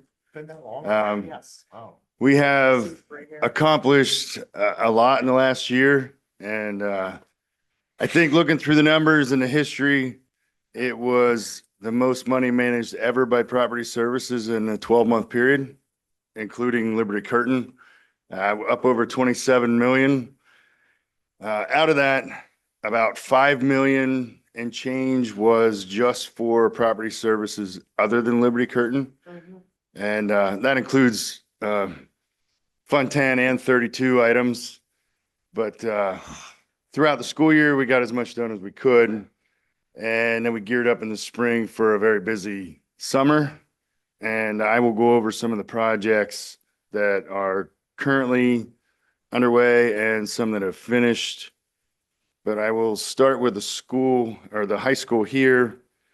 The gym RTUs, the rooftop units that will provide air conditioning for the auxiliary gym, the main gym, and the wrestling room, locker room area. That is well underway and should be done by September. So first time ever, they'll have air conditioning in those spaces. How are they going to be able to cut weight? I don't know. I'm sure Biff will shut it off. But library renovations, that full renovation project probably won't be done till December, but it has been going on throughout the entire summer. And if you go over there right now, it looks pretty cleaned out. We're getting ready to rip the carpet up and start grinding the floors. The locker room hallways, if you go over to the gymnasium entrance, our folks, I had 13 people for a while on our paint crew this summer, and that is part-time employees of the school district that volunteer to paint for us throughout the summer. They have been working ever since school left out in June. We started the very next week on June 9th, and they are continuing to work right now. They've done a tremendous job, but if you go over there and look at that entryway to the gymnasium, it looks fantastic. Nothing but compliments from everybody. Door painting. So the doors throughout the high school haven't been painted in 27 years since they were installed. They look fantastic now. And concrete floor grinding. They did 20 plus rooms here at the high school. So that is, they go into the classrooms and they're taking out all the old rolled carpeting, some of the tile type carpeting like this room here. But we're taking all the carpet out of all the rooms because it's heavily soiled, poor condition. And we use our floor grinding equipment, to make it look nice. The gym floor screen is coat. So you'll notice it's nice and shiny over there. Every year it's recommended to get that screen and coat project done. We had it done at 3 schools, but here at the high school is our biggest one of those. The grease trap maintenance, something we talked about all spring. We had a company come in here. They did our grease trap maintenance. They did the inspections, the cleaning, and then the water jet service we had after that. So that's for here at the high school. Did that clean up a lot? Not as much as you would think. Our grease traps were in pretty good shape, all functional, and there was some, but it wasn't terrible. So actually here at the high school, I have Bald Eagle Township is coming on Monday. They want to do their own inspection of it just to see what it looks like. Go ahead, Elizabeth. Maybe during the facilities committee meeting, we can go a little deeper in that. You can talk about your vision for the maintenance plan, okay? Yes. If we're asking questions, can I ask one, Roger? Sure, go ahead, Butch. I'm just curious, with removing the carpet in the classrooms and grinding the floor, are we gonna have an acoustic issue with noise? I don't think it's going to be that bad, given all the other items that are on the walls and the drop ceiling. It all helps with. I just didn't know if we'd have to look at maybe installing a couple acoustic panels somewhere or something. Nah. Okay. The rooms turned out. The other thing is when you pulled in tonight, you probably saw the tennis courts. The tennis courts were nice blue. 2 of the. Blue, why not red? Well, I'm getting to Bucktail. We'll go into Bucktail. So Better not be blue. The next thing here is Bucktail High School. Big job up there this year was the tennis courts. By the end of the day tomorrow, they will be 100% complete for the tennis season to start on Monday. So all 4 courts, they got painted red today. They'll get a second coat tomorrow, and then the lines go on them in the afternoon. They had an old shed that we took off the softball field since they built an addition on the home dugout to store the gear. So there was an older shed that was decrepit they got rid of. The gym floor up there also got done. And the pitcher's mound, something I didn't put on here. The pitcher's mound, we brought in a company, professionals, that's what they do for a living. And they will be, they did an inspection of what we had. They actually complimented us on the condition of the field. And they're going to come back and try and rework it without digging up the whole mound. But I know there was some concerns. So we're addressing that. Central Mountain Middle School, science classroom furniture, we have that coming. It'll be delivered next week. Sidewalks, if you haven't seen the RC Bowman crew over there, they've been working hard on those sidewalks out of the auditorium, the retaining walls from the emergency exit. Everything looks fantastic. They should be finished in another week here before the teachers and students show up for school. Library classroom. I was in there today, took some pictures of that, but the walls are up. There's a big 900 square foot classroom that will house some ESL students or whatever, the principal deems necessary. And then they have a storage facility as well. The gym floor over there, it got its screen and coat. It looks great. They're ready for volleyball season here to start in the fall. And we did the grease trap maintenance and water jet, the sewer lines there. How was that one? What's that? That was the trouble one. How was that one? It wasn't bad. We had Robinson Septic come in from Bellefonte that did all 3 of them. And they had no major concerns whatsoever. Good. We want to hear. So Renova Elementary, walk-in cooler, the evaporator and condenser equipment, that had all failed right towards the end of the school year. We were utilizing the high school to house some of their food and perishables. So we had that replaced over the summer, and it's ready to go for the new school year. Bell Hall Elementary, building automation system, it's still ongoing, but we're getting all of the rooftop units, all the HVAC throughout the whole building will be tied into the same system under automated logic. It was half of it was NRG, half automated logic, and it was a nightmare to try and troubleshoot and control. So now here before the school starts or the school year starts, we will have full control under one system. Interior painting the whole building. I said we had the paint crew, 12 to 13 members. We painted the entire school from one end to the other, every classroom, hallway, closet, lounge, the entire cafeteria, gymnasium, everything. The whole school was painted. Front entryway. If you walk in the front doors to Mill Hall Elementary now, you will see a beautiful floor in the entryway. We put epoxy flooring in there. Everybody loves it. It's like walking into an entire new school. Grease trap maintenance, water jet service, like I said at the other ones, here locally, those were all completed. Robb Elementary, same issue with the walk-in cooler. It is still down and hasn't been repaired, but it will be hopefully before school starts. I know some of the equipment was a little bit of a lead time, but exact same issue we had in Renova. Both of them failed. So we're working on it. Bathroom partitions were put in, so they got rid of all the old steel, the rusted, nasty looking stuff, and we put in the poly, plastic partitions that are easily cleaned and will be better for maintenance for years to come. Shrub removal.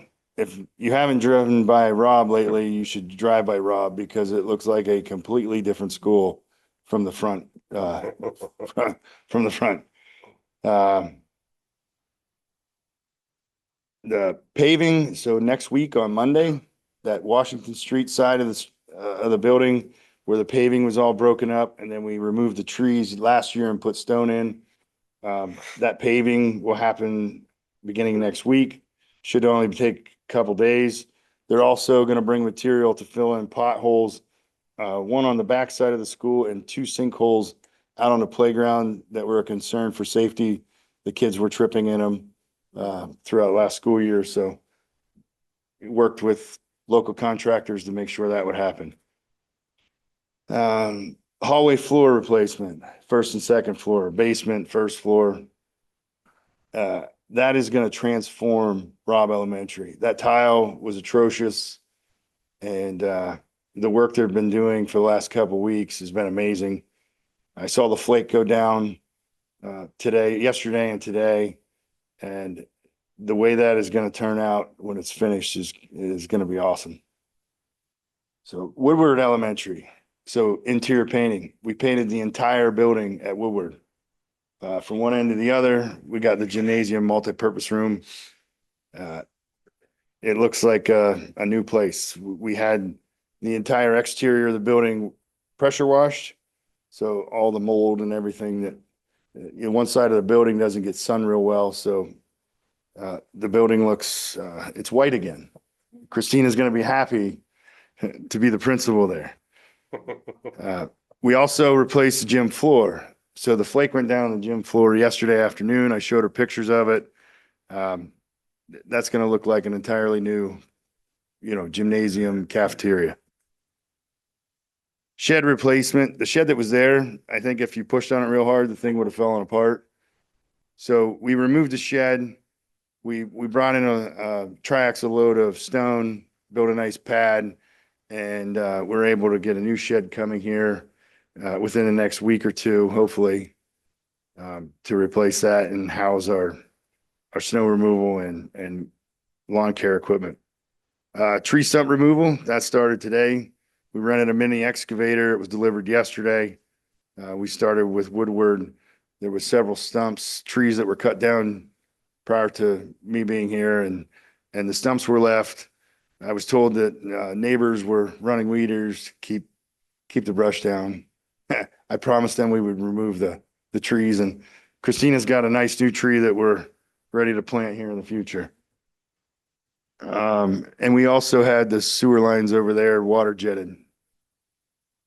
So Liberty Curtain, we're finalizing construction. Everybody's kind of been following along with that forever. They got a new playground. The only thing left is our playground fence. That will be coming here.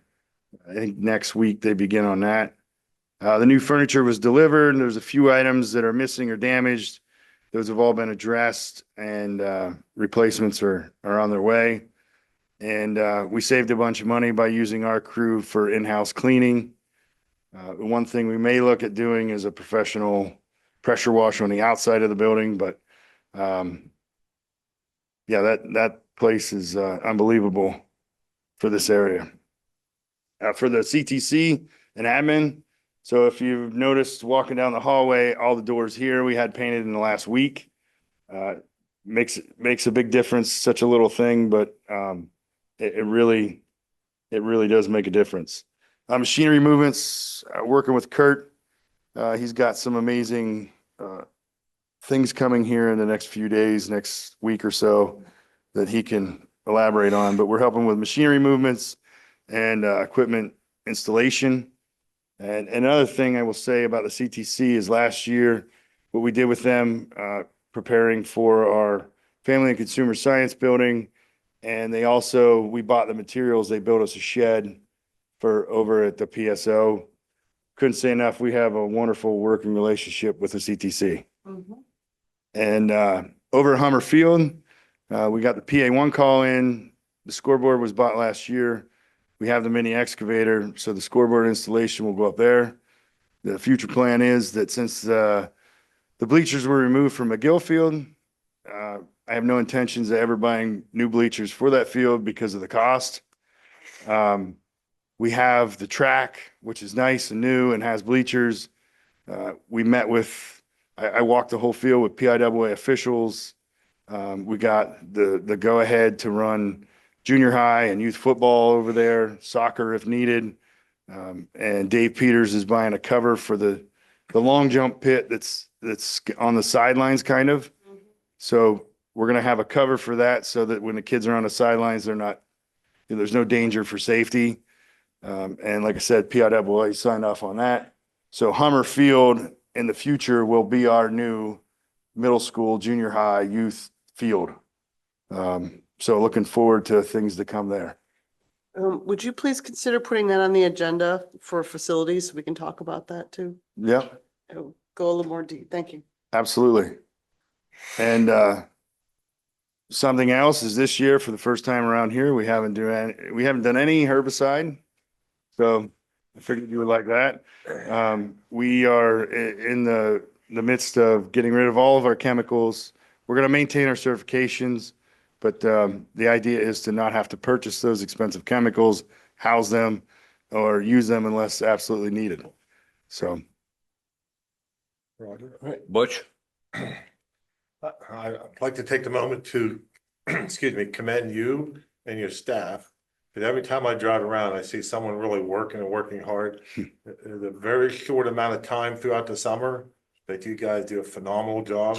So I'd like to commend you and your staff for doing that and getting our buildings in tip-top shape and doing it in a very thrifty manner, and keeping the cost down. So thank you, and I'm quite surprised your hair is not as gray as mine. Thanks. Hi, can I say something? Jeff, go ahead.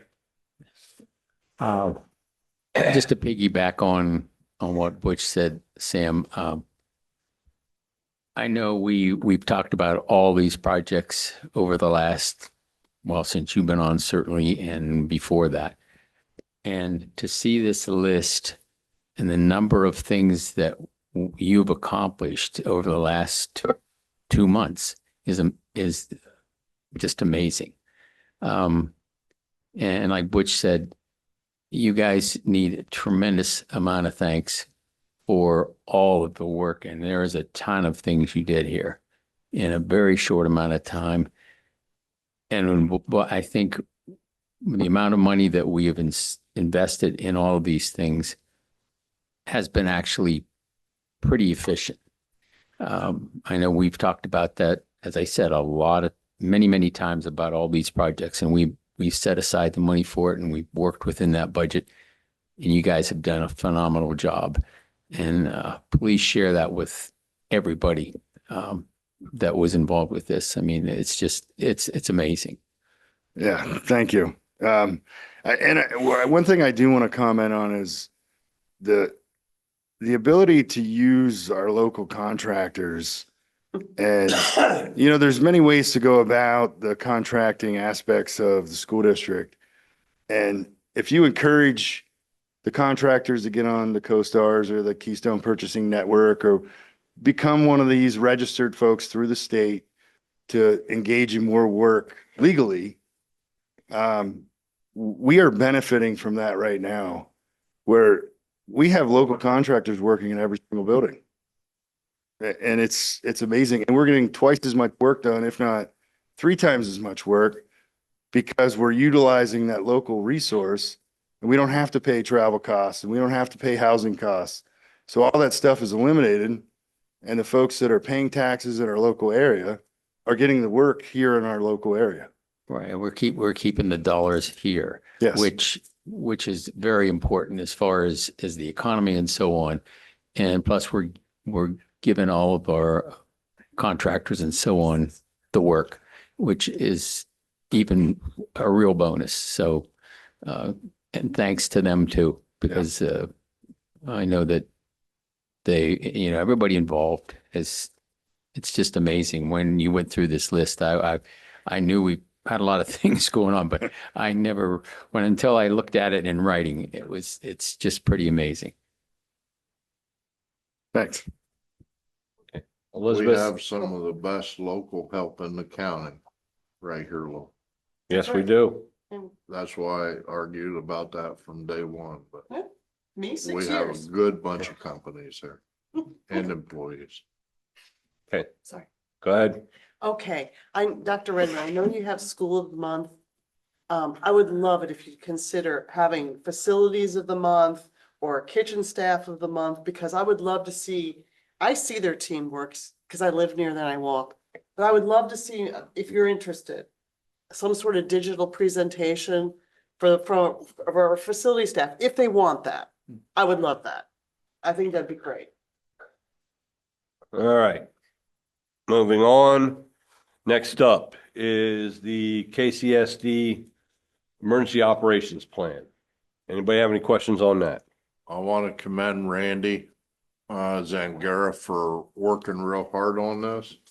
We have to have it by law done by next week. Next week? Yeah, because it has to be passed before the end of the month. Yeah. Our safety and security meeting is not till the 21st. So if there's any tweaks that be needed, we're gonna look at it then, but it's solid rock now. So. I agree. So, all right. Next, David Lindsay as the district solicitor. Anybody have any questions on that? The only question I have is, will that piece of paper we discussed It'll be on? That'll be, next week? yeah. Okay, We're gonna get it corrected and then put the. all right, that was it. Okay, next up is the student expulsion. Go ahead, Butch. Are we going to table that expulsion until a later time as when it's needed? We will take it off the agenda. Okay. Yeah, Okay, that's what we had discussed, taking it off the agenda. Try not to get too far into the. Right. yeah, let's not go into the weeds. That's how All right. we're tabling it and removing it completely. Okay, so next up, work the minutes for the work session, special meeting, voting meeting, and special meeting. Anybody have any questions on those? Okay, moving on, bills for payment. Questions? Oh, yeah. I know. I sent Joni and Christie a list. But some things that aren't gonna pertain to them, it's gonna be more or less Dr. Redmond and Randy. On page 2, there was a thing about shredding. Does the board get advised about what we're shredding and stuff? So we have a lot of the stuff that we, there's a records retention schedule where we have to keep certain paperwork for a certain number of years. Right. And then we have to dispose of it and we use a shredding service to. Okay, do cause I didn't that. see that last year. That's why I was wondering. The one big thing that struck me on page 3, there's 2 entries for global data consultants or 218,310. Is that for these computers for the kids, and how many of them were there? On page 3. It's on page 3. It's right at the top. Oh, I see. It Yeah, said It's the Chromebooks, Chromebooks, yep. but I was just Yep. assuming and I was curious. Yep, it's the Chromebooks for the students. Okay. And then same thing on page 3, just a little further down. There was 2 entries for GP Audio LLC. One for the high school graduation, one for Bucktail. Did we hire somebody to do that, or was Yes. that the stuff we were talking about replacing the No, we speaker? hired a sound company to help support. Oh, we did. Are we still moving forward with fixing that sound system like we had voted to? Yes. So that's in the works, and I don't know, Colton, if you know much about where we are with that. I know that Ed has been working on getting that and working with Sam about, Sam, you can speak to that? Yes, so I do know that at Bucktail, they already replaced the sound system on the football field. Here we are in the process. They have most of the equipment, and then it just needs to get installed along with the gymnasium here. But those were the sound system projects that we had on the books. Sam, Okay. I'm That's what I assuming, was wondering. I'm assuming that PA will be ready for football, the season. That was my last conversation with the IT department is that it will be ready. I'll check on it with them, but. Okay, thanks.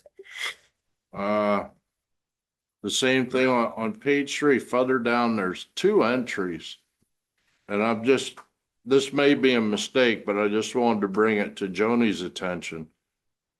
There's 2 lines for Henry Shine. One of them is $211.47 for 600 boxes of cough drops.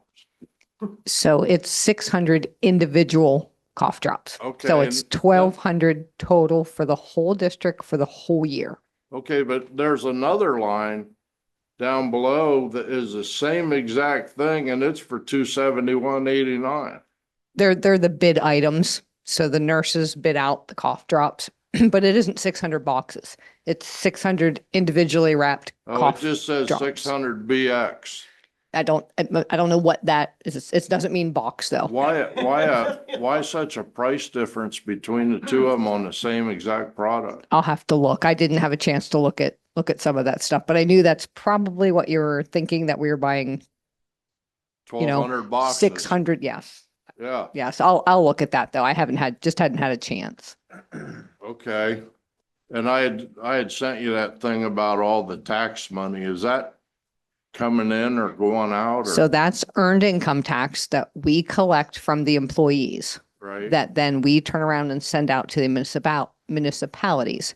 So if an employee doesn't live in a certain municipality, we Right. don't send them any money. So that's why not all of them are on there. Okay. It's just the ones that we send our EIT money to. All right, and then the other stuff I had asked you about, I'll just wait for an answer. It wasn't a rush for today. Okay. On page 13 and 16, and I mentioned it in your email, there was some duplicate entries. Those 2 employees are split between buildings for their salary, so their Right. tuition's also split. So when they get a reimbursement like that, it's split between the 2 funds for the buildings. Yeah, Yeah, because it looked, the line 13 and line 16 were identical. yeah. schools, 2 different account numbers. Okay. Yep. That was pretty much it. The rest of the stuff, I'll just wait for you folks. That's it, Roger. All right, thank you. I got a question. Okay, go ahead, Bill. Roger, we bought a lot of ammunition. How many rounds of ammunition did we buy?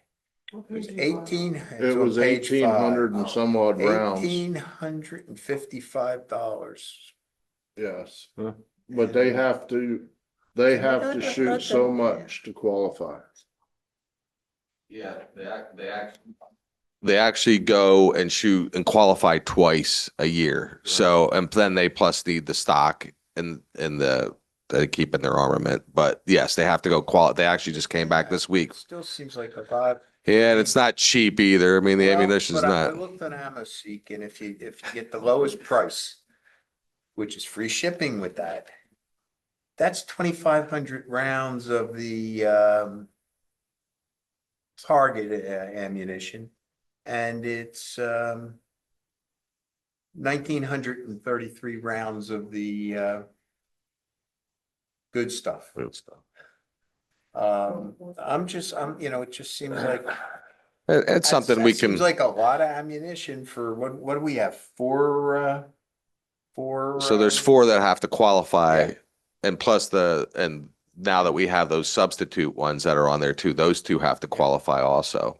I just wondered, and, I would suggest again, ammoseek.com, it's, you can find some deals, and Yep. every little bit helps. Yeah, absolutely. I'll take a look at it.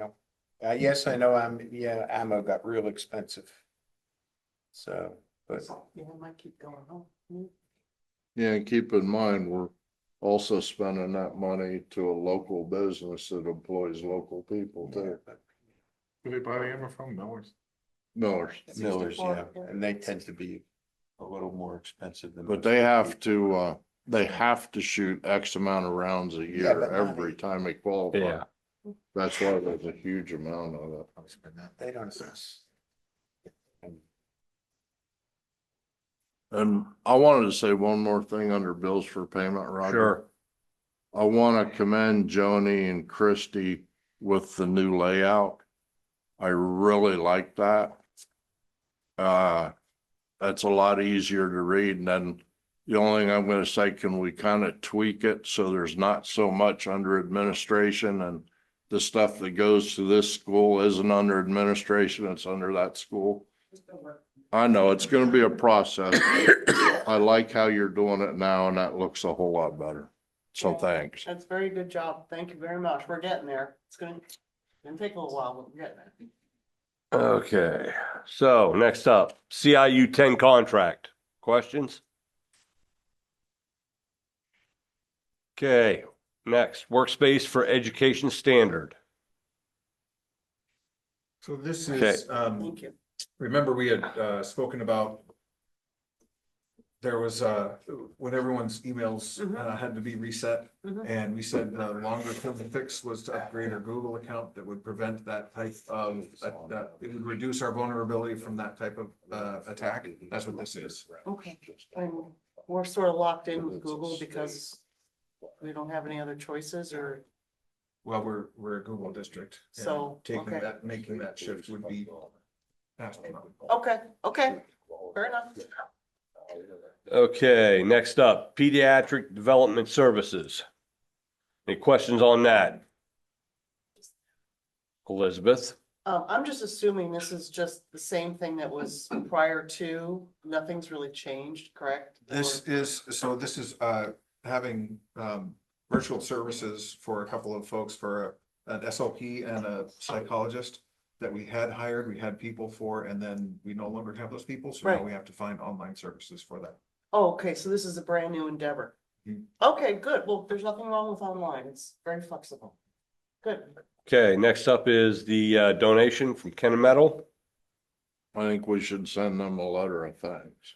I think we should actually have them come in here Well, we could do that and we too. present them with a thank you. Same. Whatever. So. All right, next up, the Lycoming Clinton Joinder Board Agreement. Questions on this? And this same as. This is the same as it Yep. was last year. Yep. Mhm. Okay, Frontline. Any questions on this? What does Frontline do? What is it? It's a software program that does a variety of things. You can see in the public content there, it kind of talks about some of the specific things that it does. It helps us manage our professional learning, who takes what and what courses are available for our faculty. And then it also helps with, as people are applying for jobs, it has a system for people to apply to that we can keep track of. Okay. It's a few of the things that it does, and we're in the process of changing over to Tyler Tech for a lot of these things, but we're still not there yet, so we have to use Frontline until we're. Till we're over. Okay, because I know we had talked about that before. Yep. These two things will go away next year. So this is Okay. this is the transition kind of year for those things, but yeah, just It's to give like, you. wow, that's a lot of money. Mhm. All right, next up, library weeding report. Questions on that? Elizabeth? Fine. Do you think any of the, I mean, I'm not looking for an answer, but you think some of these can go to the, Ross Library is picking up all of these. oh, beautiful. And if I may add something to this about Ross Library, Does it deal directly with the weeding report? I can We're bring it gonna, up yeah, later. what, yeah. Thank you. Warehouse roof replacement? Oh, Okay, I'm sorry, Bill. Go ahead. I mean, some of these things that, I got through a third of this before I just got mind boggled. It's But, overwhelming. I mean, 10 copies of Cirque du Freak. 25 copies of, Illustrated, Medical and Health Encyclopedia. It's just, maybe this is something for you to be aware of, and say, why are we buying so many of these books? I Well, mean, this is books that we're getting rid of. I understand that, but we bought them at one time. And so, and knowing the way things work, you tend to repeat what you did before, so. We'll see a list of books when you get it in the list, right? That's how we've done that. in the And past. we're certainly not looking for a one-to-one replacement for all these books. We're not. No. Nothing like that. Okay, There Next. were a couple of nice ones about motorcycles, you know. We'll go to the. I kind of like honestly, I kind of like the candle making ones, just saying. So, Go to the sale. all right, warehouse roof replacement. Any questions on that? I just want to put in a quick note there because of, so this is one of the issues, items that has been on the 10-year plan for a while. Through the use of local contractors and some other things, we were able to spend less on some of our other projects. And because we're also looking at a local contractor to do this work, the cost for doing this job is much less than we thought. So we're able to do this inside of the budget earlier than we thought we were going to be able to. I don't know how you can do that huge roof for 39,000. I don't know how that's possible. It's great. So the two bids we got, one local, one a company that was used here several times in history. That's the cost you're paying for their managing, their engineering, their travel, It's so impossible. we could put 3 roofs on for the same price of the one. So we saved $64,000 with this project, and we're able to take that and do like 4 or 5 other projects that Joni and I have picked out from the 10-year plan. Yeah, people. it Are sounds like Amish bidding on any of these? No, they can be a subcontractor for maybe a local person with all the, the right, credentials, we'll say. Right. But normally the Amish themselves would never come out and bid Okay. one of these projects. I'm just curious. Yeah. Okay, personnel. Questions? I have one. Go ahead. All those bus drivers that are listed. I mean, there's a couple pages of them. Are they our employees? No. Okay. We have to approve them all though? Yes. Yes, Because so I'm curious why if they're not ours, why do we have to approve them? it's part of the contract that we have with Susquehanna. If you look at the contract that we did a couple of months ago, it says Okay. that you'll be able to see all the names of all the drivers. Okay, but we don't approve them though. You approve this whole list, so kind of yes and no. I mean, Susquehanna is hiring them, paying them all the benefits, all that kind of stuff. But ultimately, we pay the We're buses. responsible for Right. this, And so you have some oversight of who's Okay. driving the buses in that way. I was just curious. Okay. All right, next up, athletics and student activities personnel. Questions? Okay. Next up. Act 93 MOU Assistant Principal at Bucktail Campus. I got a Questions? question. I got one on that. Okay, go ahead.